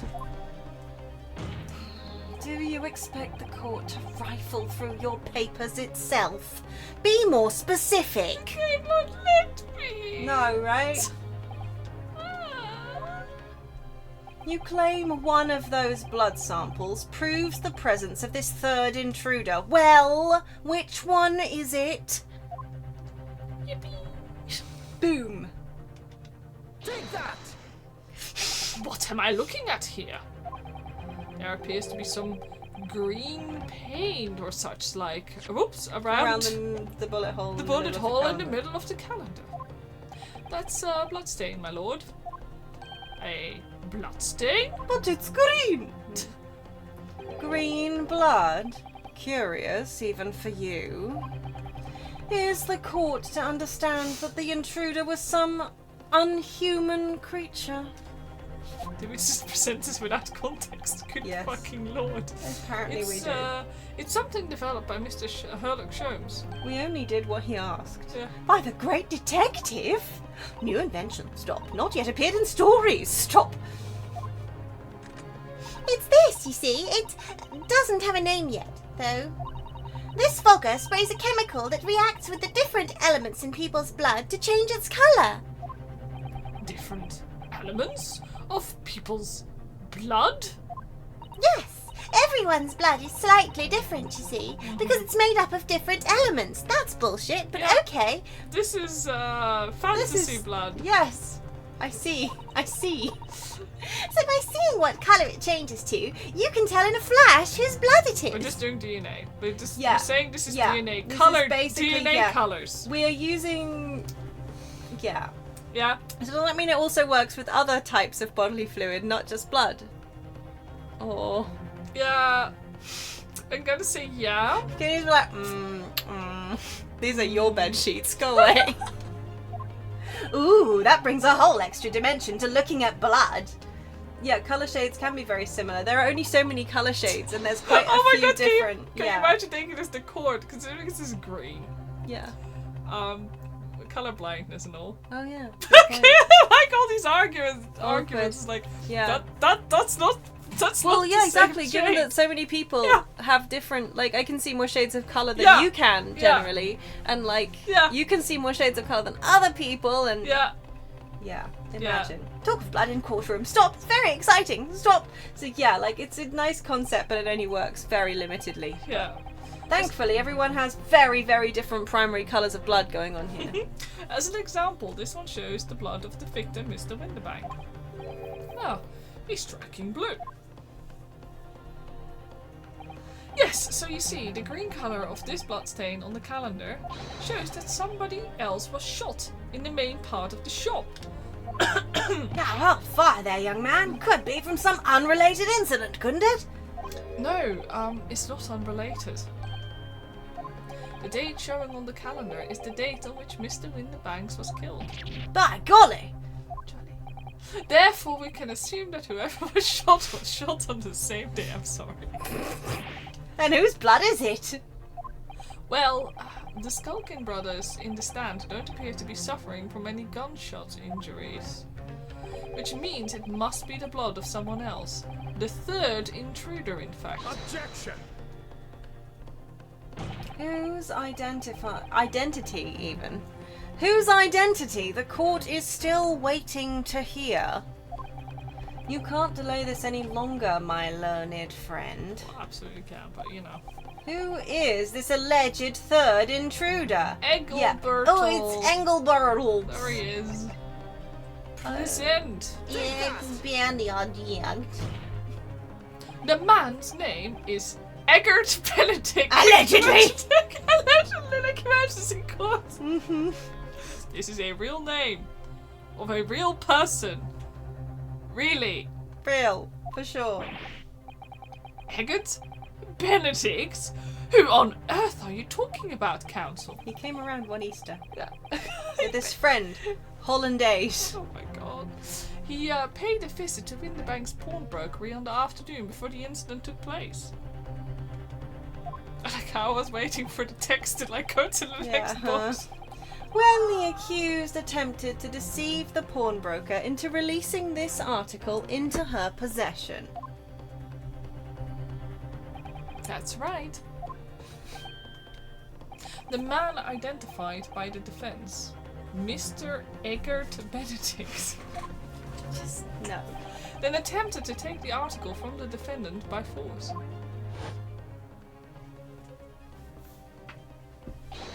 Broker? Yes, sir? I believe this filthy pocket thief has just redeemed an article from you, no? Well, yes, yes. The article in question belongs to me. I demand for it to be returned at once. Then that's a lie! What are you trying to pull? Give me back my overcoat, you wastrel, and needless to say, any music box discs too. I'm still thinking about the fact those weird jesters have not returned. Yeah, no, right? That one guy is like... Inspector Gregson was there at the time and can attest to what happened. In the end, it was the inspector himself who took the disc. Can you corroborate this account, Inspector? Yes, my lord, that's more or less what happened. And in the interest of being thorough, I asked Windybank for a print showing the fella. Yeah, he's the Skulkin brothers, Yeah. bros. It's very different. Like, does Gregson kind of look like him? Considering that's what the... Sort of? Not really. He's got a lot more chin on him, that's for sure. Nothing like him. No. No. He looks a bit like the other guy, though, Yeah. actually. Bring it up. Oh. If we're comparing, he looks a little bit like old Strong in the Arm over there. Just They a do. smidgelet They- around the edges. They certainly do. I mean, if we're comparing, Yeah. they look more alike than Yeah. Gregson and the other guy. Yeah. But, you know, I don't think that's anything specific. Yeah, for Printer and Follow. Sorry, you just said that. Oh! Yeah. Taken from one of his red-handed recorder gubbinses. Yes, that's him talking to Mr. Winterbanks that morning. And you claim this man is the brothers' accomplice. Well, Mr. and Mr. Skulkin? Never seen a geezer before in my life. On my life, Gov. On my life. Never seen him. I swear the animes had so much fun with the cheeks Yeah. on these characters. Like, I'm sorry. Like, ooh, physics. Yeah. Well, somewhat unsurprisingly, it appears our witnesses disagree with the assertion. I'm sure your lordship recalls my learned Nipponese friend's actual assertion, which was that he could prove the identity of the alleged accomplice. Yeah, we can. Yes, and I can. But for once, he's not being stupid. Then show us the evidence, even. I agree. We must see proof that this clean-cut gentleman in the photograph is the filthy criminal you say he is. Disc, disc, disc. Slicey boy! This is the last piece of evidence. I've had a feeling that something has been missing in the trial from the very start. But now, I'm going to drag it kicking and screaming into the courtroom. Are you ready to present your answer to the court then, counsel? Yes, my lord. The defense will present the evidence now. Proof that the man pictured in the photographic print was in fact the person struck by the third bullet. Where is our little disc? We have so many items this case. There it is. Surely. Huh? Yes. What were you going to No, say? I was going to say, theoretically, it's on the portfolio as well. Yeah. But let's do this one anyway. Actually, the portfolio might be a better option because it shows the green. Yeah. Yeah, thank you. On the other hand, it might be that we're pulling out the disc and being, hey, this disc, he Yeah, cut himself. But I think... But it's No, just I'm gonna go with touch. this. That's a I better hope one. it's this one. That proof is right here in this portfolio, thank you. Good gracious, counsel! Does that portfolio Yeah. contain the answers to every question posed? I see you share my interest in claret-coloured liquids, Manipini's friend, but, enough. The court demands to see further evidence. So he admits that he drinks blood. Which blood sample proves the man you identified was the one shot by the third bullet at the scene of the crime? We'll never be Humpty Humpty. Yeah. Oh no. Humpty Humpty the seventh, please. Take that! I was selected the wrong one.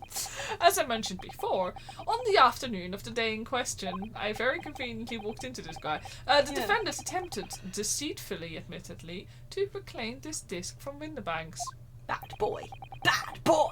Which is when the aforementioned Egbert Benedict appeared on the scene, I believe. It wouldn't be so bad if his name was Egbert Benedict. It's the fact that it's Eggert. Yeah. It's what really gets me. I just love that your brain is like, no, Egbert. It's got to be Egbert. I refuse. I renounce this, Eggert. Your name is Egbert. Oh, the man that attempted to purloin the article. That's a Pokemon. From the defendant's possession, no?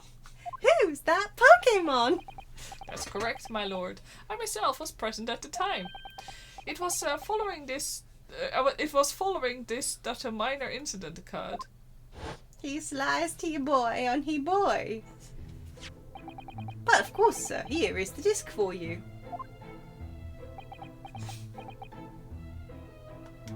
Very well.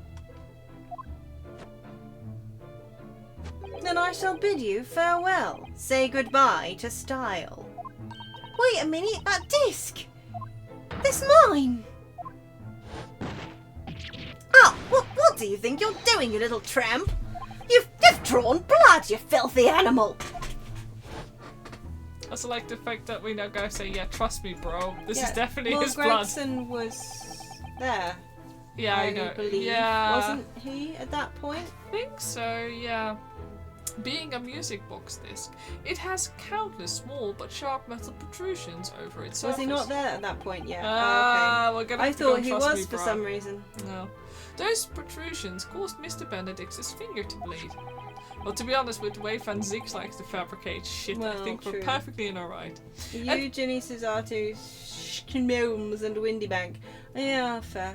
Well, we're a lawyer, therefore we are above reproach. Yeah. And the resulting Suspicion. smear of blood is still visible on the disc now. Yeah, Gregson, you touched that. Goodness, a blood stain, is it? My assistant and I have just analysed the bloodstain here in this very courtroom. Using my trusty fogger gun! Yes, and we added the results to this portfolio. Because we are true, licensed crime scene Polaroid investigator. somehow? Magically? I say! It's green! That's It's exactly the same colour as the blood around the calendar!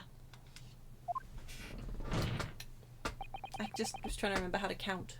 Oh, the evidence is conclusive.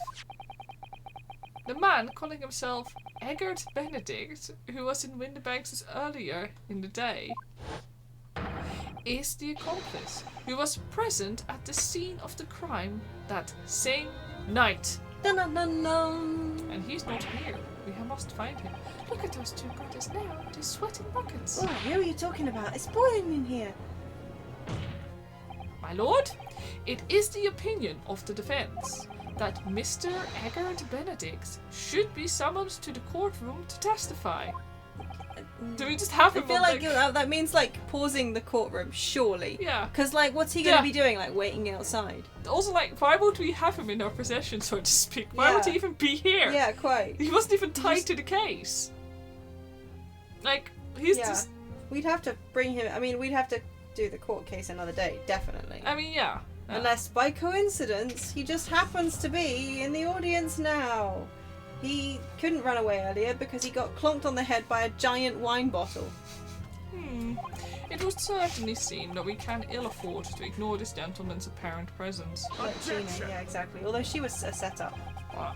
This has gone on long enough now. This flagrant ignorance of the mechanics of law. Sherlock Sholmes, you say? Yes, I've heard the name. The protagonist in a series of short stories for the vulgar classes, a god of detection or some such. You stupid bitch, you're secretly a fanboy. He is, Right, for sure. come on, you quoted... Yeah, you quoted him, for pity's Yeah. sake. You had his little pouch. It's going.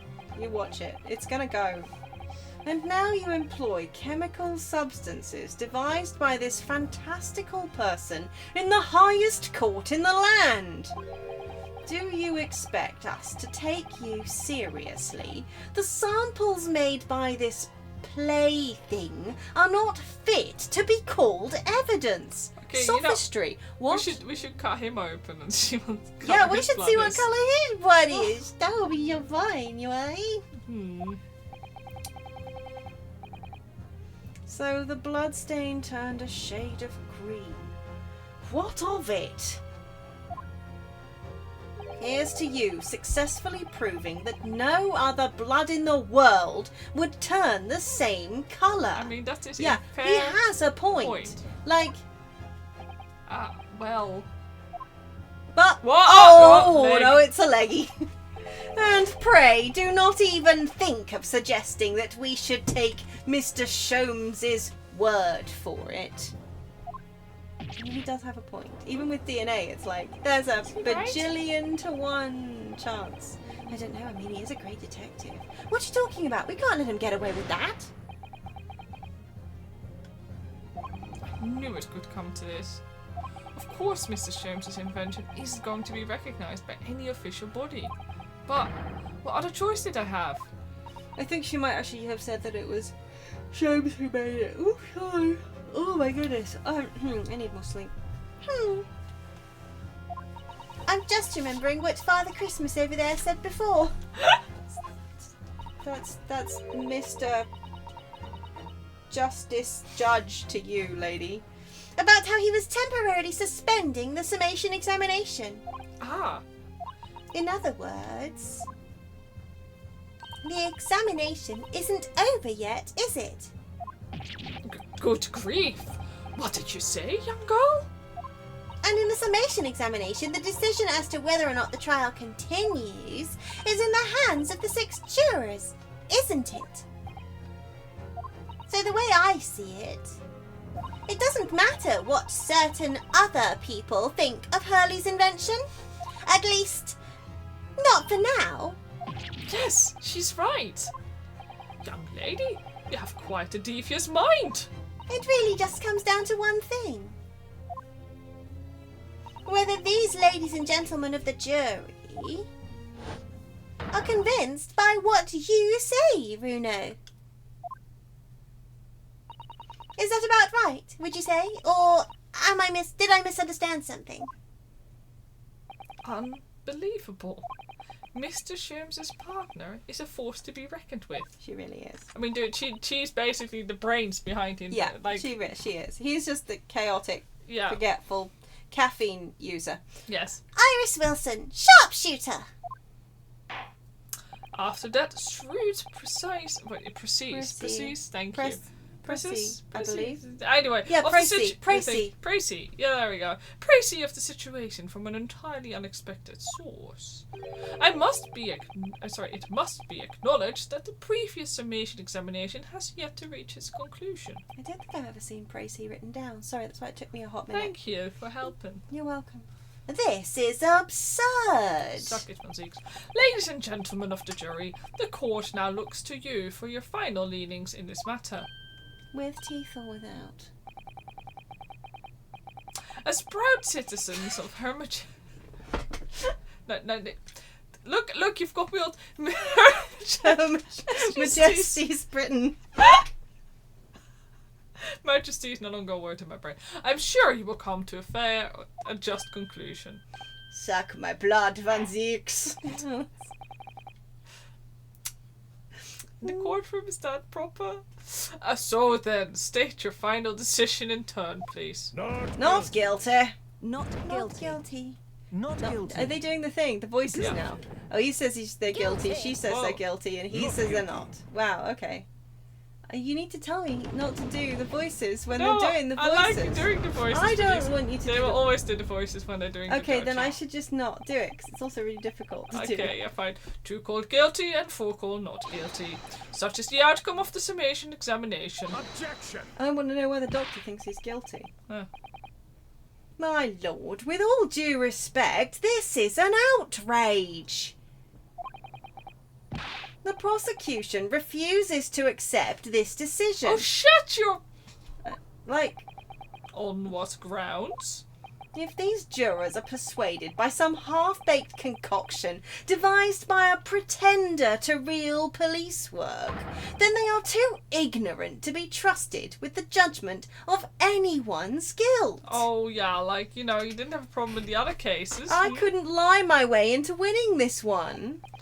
I'm sorry, Lord Funzeeks, but the outcome of the summation examination cannot be ignored. This trial will continue. Ugh. Arg! Any second now. We're gonna have a full breakdown. I hope so. I hope so. I'm really, Nevertheless, we find ourselves in a rather awkward situation. The defense has very reasonably requested the subpoena of a new witness. Is it subpoena, actually? Yeah, but sadly, I fear that will be impossible. What? The name the gentleman gave for himself, Eggert Benedict, is quite clearly false. Do you think? I don't believe it! They give the foreigner a break. He doesn't know. Yeah, did he walk around asking us if we'd eaten today and calling us queen? Oh my god. Oh. I need money to pay for these repairs to my oil rig. Can you send it to me in Bitcoin? Oh, please. If you haven't seen, modern catfish schemes, they are something else. They are something else. Usually it's a German guy and an oil rig. Dutch. They're also Dutch ones, because, yeah. people really don't know what a Dutch accent sounds Yeah. like, which is really funny. And They're like, yeah, I'm away on an oil rig, and there was I wanted to fly home to you, my darling, but there was some equipment got damaged, and I need to pay for it out of pocket, and the company won't let me leave the oil rig until I've paid them for this equipment. And can you send me money via Bitcoin or PlayStation vouchers, please? Yeah, he constantly calls us stupid, among more, and also xenophobic insults at us. But when he's told no, he has a heart attack. Yeah, typical Fanseeks. But yeah, one of the jurors is definitely going to know him. Yeah. Yeah. Who are gonna vote for? I'm gonna say I'm gonna go with the telegraph lady. Yeah, I'm gonna say... Or stereoscope man. I'm gonna say Garadeb. Oh my god! Or possibly the maid. Oh god, the maid, I thought. Yeah, oh yeah, everyone in chat, I didn't look, yeah. Yeah, oh I didn't look at chat No. until I said that, but yeah. It's either The Garadeb maid. and he knows the guy, Yeah. or it's the maid, yeah. Yeah. Yeah, I personally still think that I know what's the best telegraph friend. chick is the one that has caused that massive information leak. Maybe, but I paper, so still okay. think it's Strongheart. I mean, yeah, that's a good point. Anyway, just when I managed to prove the man was there that night. Yeah, well, could I say something? I don't know who was that, please? Who spoke? It was me, my lord. Wow, did you win? Juror number Did you 5. win? What have you to say, madam? If possible, Inspector. Me, ma'am. I wonder if you might show the photographic print to me again. The one in which the gentleman is shown. I cannot believe. All right, yes. This one, you mean, of Mr. Benedict?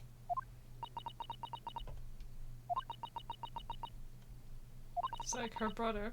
Yes. Look, I they wondered look about that as similar. well. They do have similar... Yeah, that was kinda... There's no doubt in my mind. Juror number 5? You don't mean to say... You know this man? Yes, I know him. What? No. Good gracious! I cannot believe you won. It's so fun. Order, order, order! Juror number 5! How on earth? I'm a communications officer. Stop. As we can clearly see. The gentleman in the photograph is... Stop.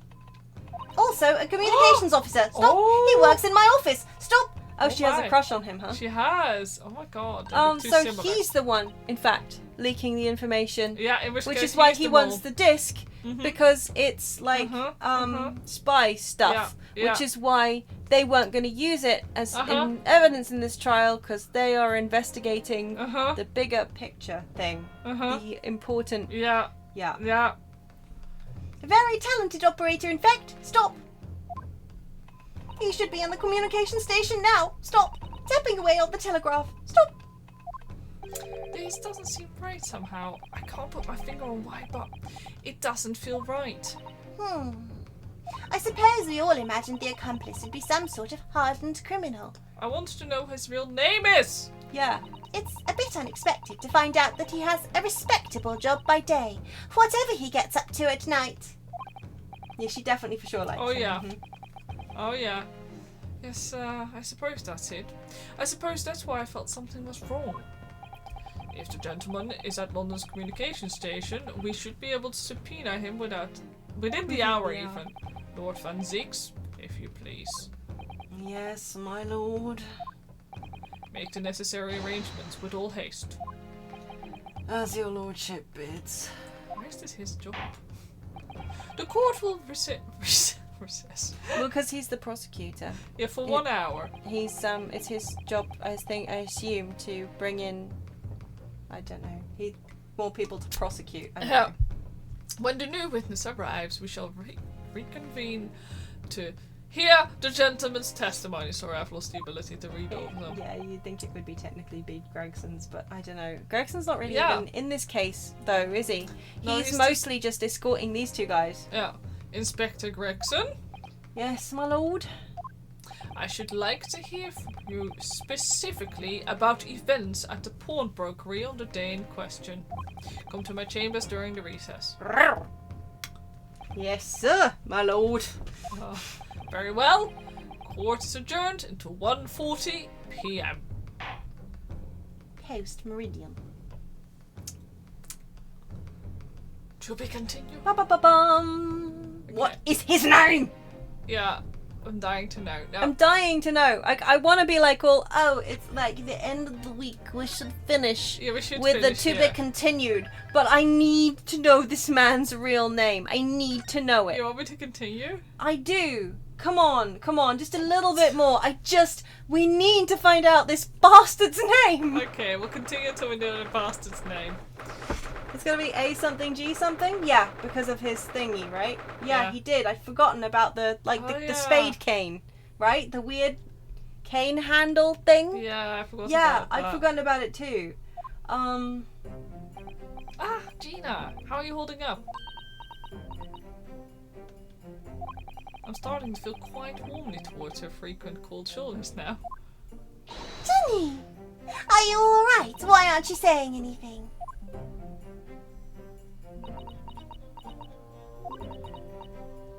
It could be something gilded, couldn't it? But no muck. Although the muck is technically, it could be something I hadn't thought of that. It's a good point. Well, he didn't like the Irish part of the family, so he just took off the muck. Like a lot of immigrants do. Anglicize the name, technically. Yeah. Except. What's the point, eh? Why go to all this trouble and fight so hard for the likes of me? Agate gilded, yeah. What? Well, you saw it. That picture. What picture? Oh, your family dropped the O too. So you're technically Dark Varord. So Was it Dark Overlord? Dark Overlord! Sorry. One of the things that I always was back in the day, it was an old radio show where they they say words and then they give alternate meanings for the words, and one of them was magnum opus, and you had to give an alternate meaning for magnum opus. And somebody was like, magnum opus, a big Irish cat, and That one has stuck with me for literally 3 decades now. And every now and then, I'm just like, magnum opus. It's one of those things that stuck. Anyway, so that's good. Yeah. Anyway, my human surname, dropped an I in the surname because it's originally a German name, and we made it Dutch. It's Die Winkel. Oh, right, in the middle of the middle part. Yeah, we just. Because so you're not like, you're no longer Die Winkle. Yeah. Die, mummy, die. Yes. Oh, you mean this? The photograph taken by Hurley's red-handed recorder. I've upgraded from corner to shop. Yes. Well, I didn't think it would have captured a scene like this, that's for sure. Classic human sonar shenanigans. It's hopeless. Anyone who sees that's gonna think I did it, ain't they? Well, I won't pretend it wasn't a bit of a shock when the prosecution first presented it to the court. Surely you've got to have your doubts about me now. You can't still think I'm innocent. Maybe if you talk to us Maybe about if what you told us fucking what happened, did. we'd be able to help more. Yeah, of course I can. Rather than just, speculate. Ginny, why don't you talk to us? Thank you, Iris. Tell us what really happened that night. That would help. Aye? Runo's cleverly managed to piece together a lot of new information, but still, we'd really like to hear it from you. Alright then. This would have helped maybe several hours ago, maybe last night, you know? It was after we'd had that dinner together at your place, right, Iris? Then we all had a chat up in your office, didn't we? Yes, I remember.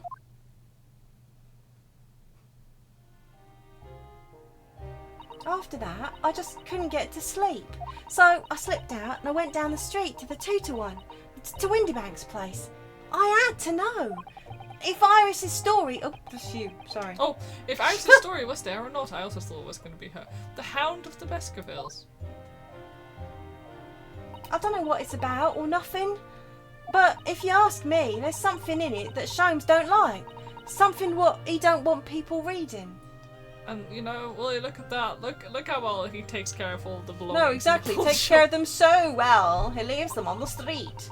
So that's why he lied to Iris about sticking it in lug with Windybank for safekeeping. At least that's what I thought at the time. So you broke into Windybank's?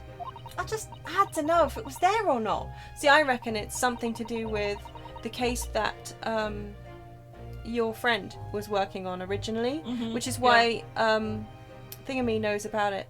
Yeah. I've forgotten her name already. Susato-san. Yes. She knows about the story already. Yeah. She's obviously been working with Sholmes because we had that scene when they were at the hospital together. Exactly. So there's got to be something in that story that relates to that case that they're all clearly working on. Sholmes is pretending not to have woken up yet, so he's like allegedly in the hospital, but he's actually off doing sleuthing work and stuff. But yeah, anyway, I mean, I had no idea all of that was going to kick off, did I?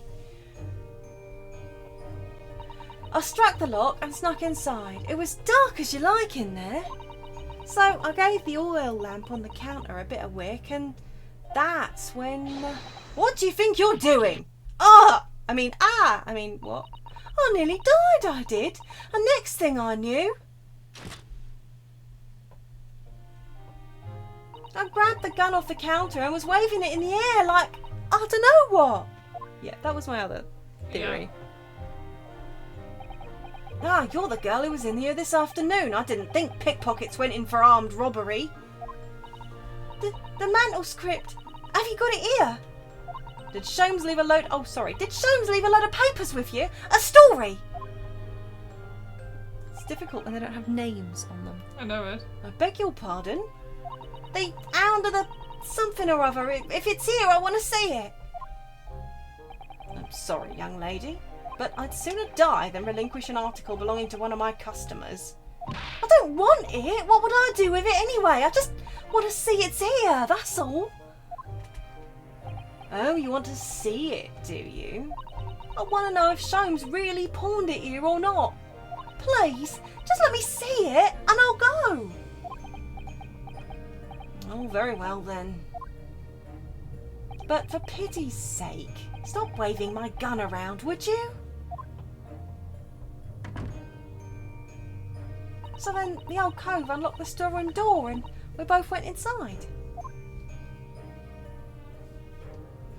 And it was there all right, the mantelscript. Sholmes weren't lying after all. You did all that just to check for me, Ginny? Anyway, then there was a bit of a kick-up out in the main bit of the shop. The Skulking Brothers arriving on the scene, yes. What was that noise? Someone's breaking in! Dear me, is there some burglars' convention here tonight that I don't know about? I think I forgot to shut the door behind me. Sorry. I'd better go and take care of it. Could I possibly have my gun back? Oh, well, I'll come with you and... Now, don't be foolish, young girl. You must stay right here. Don't leave this room under any circumstances. And with that, he took the gun out of my hands and walked back out into the shop.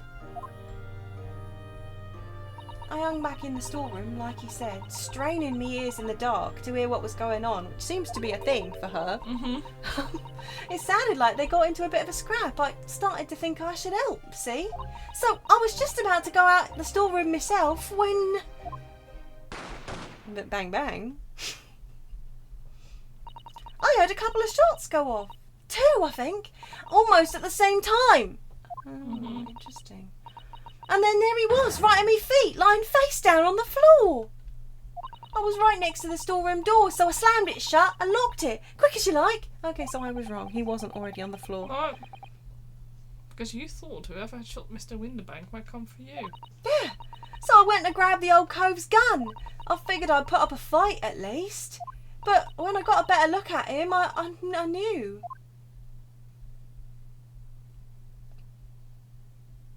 Winterbank was a goner. She just fainted. I guess so. I felt funny in my head all of a sudden. Kind of dizzy. And after that, I don't remember nothing. I wondered about that. Just out like a light. That must have been when you passed out, Gina. If I hadn't done what I'd done, the old cove might still be alive. Did you tell the police everything you just told us? Of course I did, but they didn't believe a word of it, did they? All they said was if I kept telling lies, it'd make things even worse for me. It'll be alright, Ginny, don't worry. Just stay strong a little longer. Bruno's about to put the real culprit through the mill. That cove, what was there in the afternoon? That Edgar Benedict?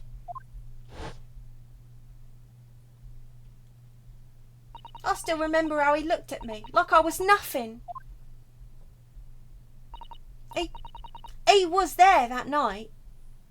Kind of got McGilder's mouth now. He kind of does actually, doesn't he? He's got very much that vibe, kinda. Yeah, we don't know his real name yet. But I'm convinced that he's involved somehow. Anyway, thank you for telling us what happened, Gina. I appreciate your honesty. You what? You can leave it all in Bruno's capable hands now, Ginny.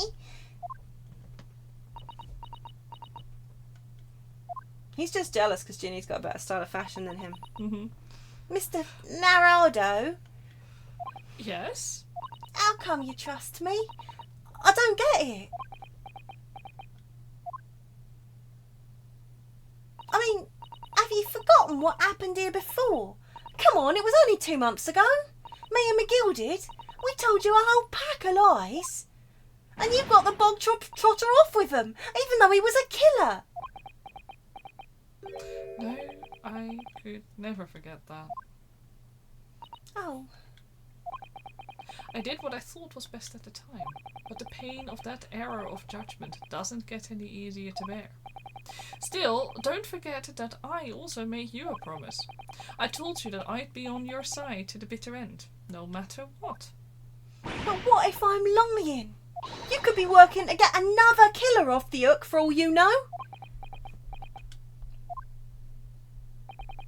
I was once in your position, Gina. I was the accused in the trial. Yeah, accused of killing Iris' dad. You were? Before I left Japan, I was accused of murder. And strange as it might sound, the circumstances of the crime were pretty damning. I was sure that no one would believe it, or believe it wasn't me who done it. Oh, Bruno. But there was one person who stood up for me, who believed in me and was prepared to defend me. My best friend. He's dead now. Ryunosuke, no one believes in you more than I do. Leave this to me. All you need to do is put your faith in me, and I'll do the rest. Me and my tentacle head!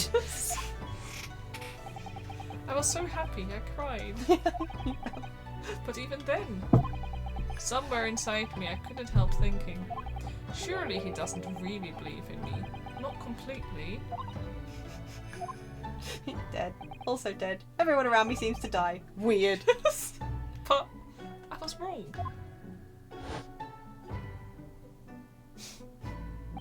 As soon as my trial began, it was obvious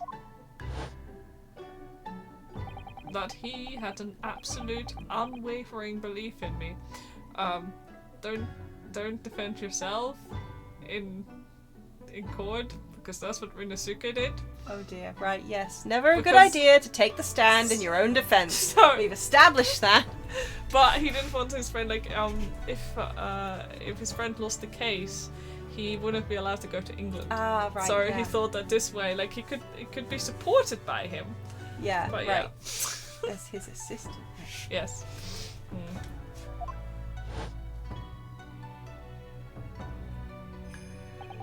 And in turn, I developed an absolute, unwavering belief in him. It lasted forever. Till the end of his days. Since then, I came to realise, if you want someone to believe in you, you have to believe in the other person first. What are you saying? I promise you, Gina, that no matter what happens, I'll keep believing in you. So you don't need to worry. I won't let you down. Even though I'm a diver and a no good liar? You're not like McGilded. I know that. Eh? That's right! You're our friend, Ginny. But Iris?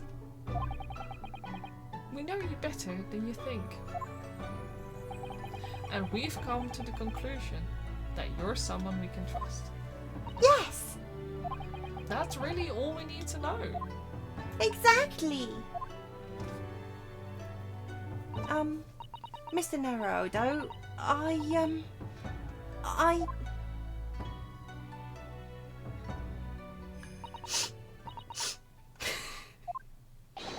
Defendant Gina Lestrade and her legal representative. Court proceedings are about to resume. Please head into the courtroom immediately. Gert. Yes, of course! Thank you! What's his name? Gert. I've been both defendant and defending lawyer in my time, so I knew only too well just how hard it was to put all your faith in another. And I also knew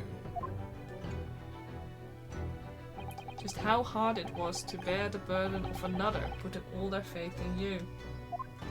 Egg. This is at last the final chapter. The final battle! Oh my god, we're the endgame! Chapter. Wish me luck, Susato-san, and I hope you're watching over me too, partner. Yeah, I bet she's just around though. I refuse to believe she's left for... Yeah, no, refuse to believe. Absolutely, that was like a cover. 29th of April, 1:41. Wow, we're like a minute in already. Yeah, Old Bailey courtroom. Where's Eggert?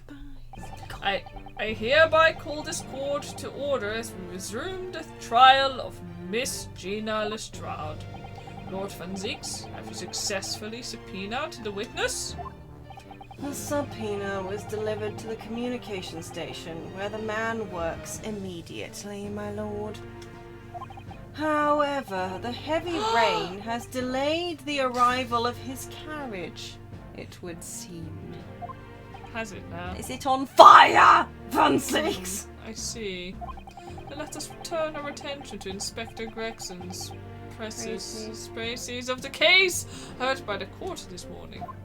We're being denied the name. We are. This is agonizing. And it drowned this time. Yeah.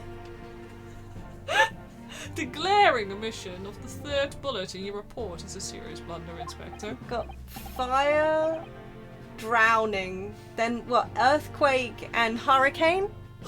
Tornado? Yeah, that's the 4 horsemen of the omnibus. Yes, I can only apologise, my lord. And although the defendant's chemical analysis of the blood at the scene makes for a compelling argument, I cannot permit such untried methods to be used as evidence in my courtroom.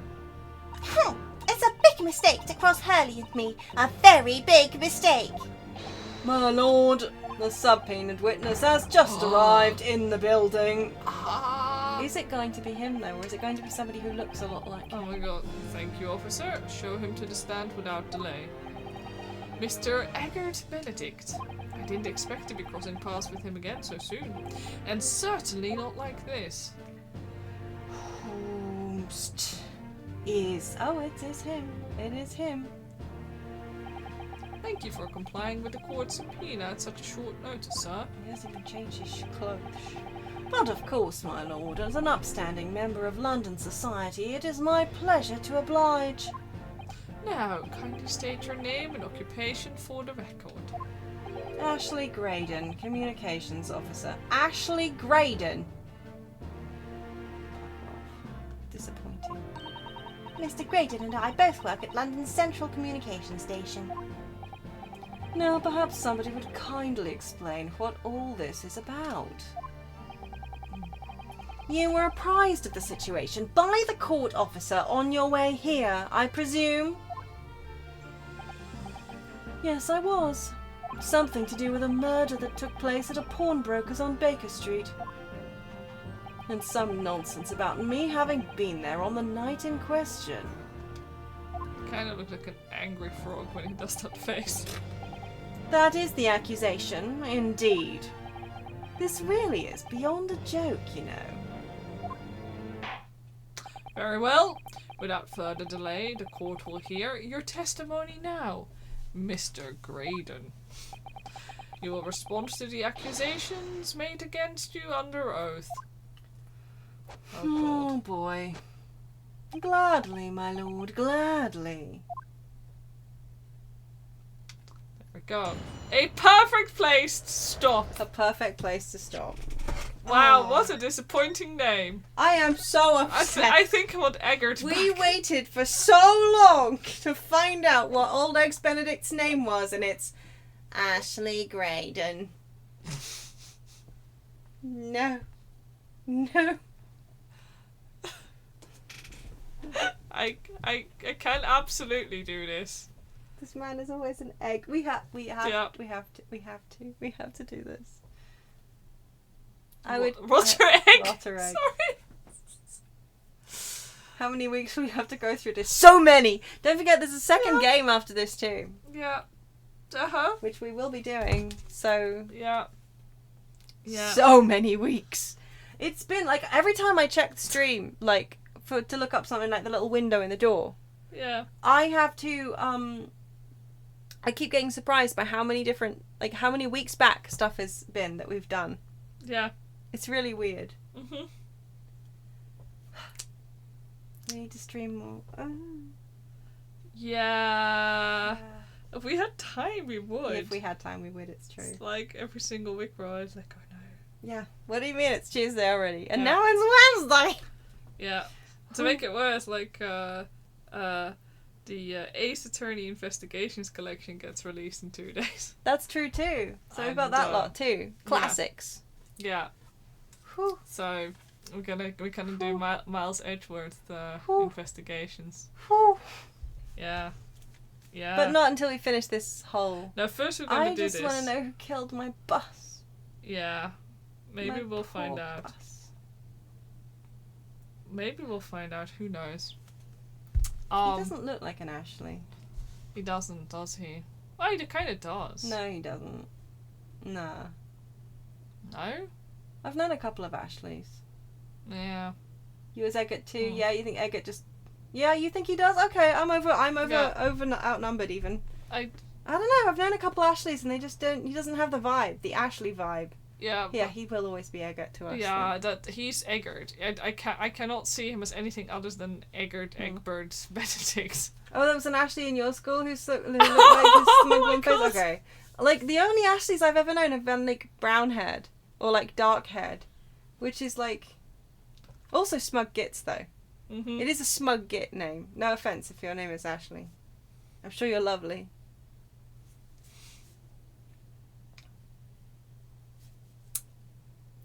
Well. Just remember, every time you think about the fact that you're going to have to wait multiple weeks for this, Socket did this to you. Pardon? Socket did this to you. You need sleep! Don't put this on me! Yeah, but I have no sense of self-preservation. Oh, yeah. So this is all you're doing. Oh, yeah, make it my fault. Sure. Yeah. Sure. Yeah. Yeah.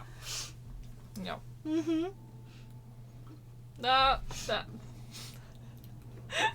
Because I'm like, I could say pay me if you want to stream for me to stream longer, but I don't work like that.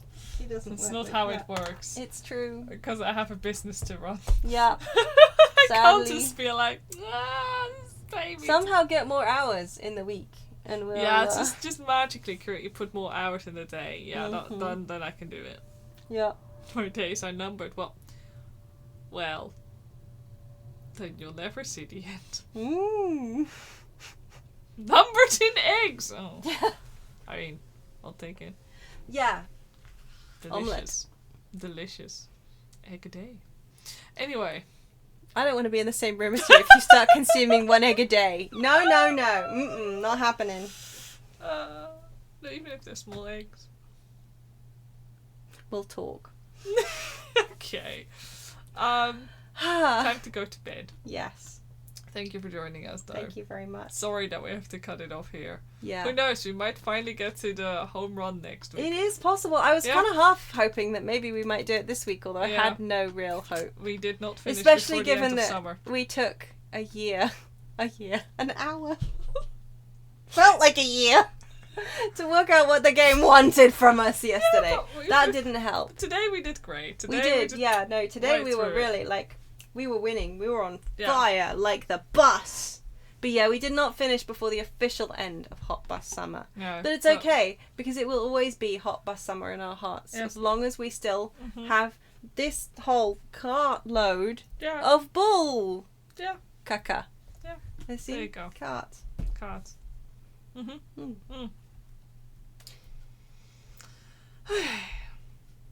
Okay. You ready? Thanks for coming to our stream. Always remember, keep the cartload of whatever this is in your heartload of whatever that is. Aye. It's on fire. Always remember the Kobold motto: live, laugh, objection. And until next time, I hope you'll be well. Good night. Good night.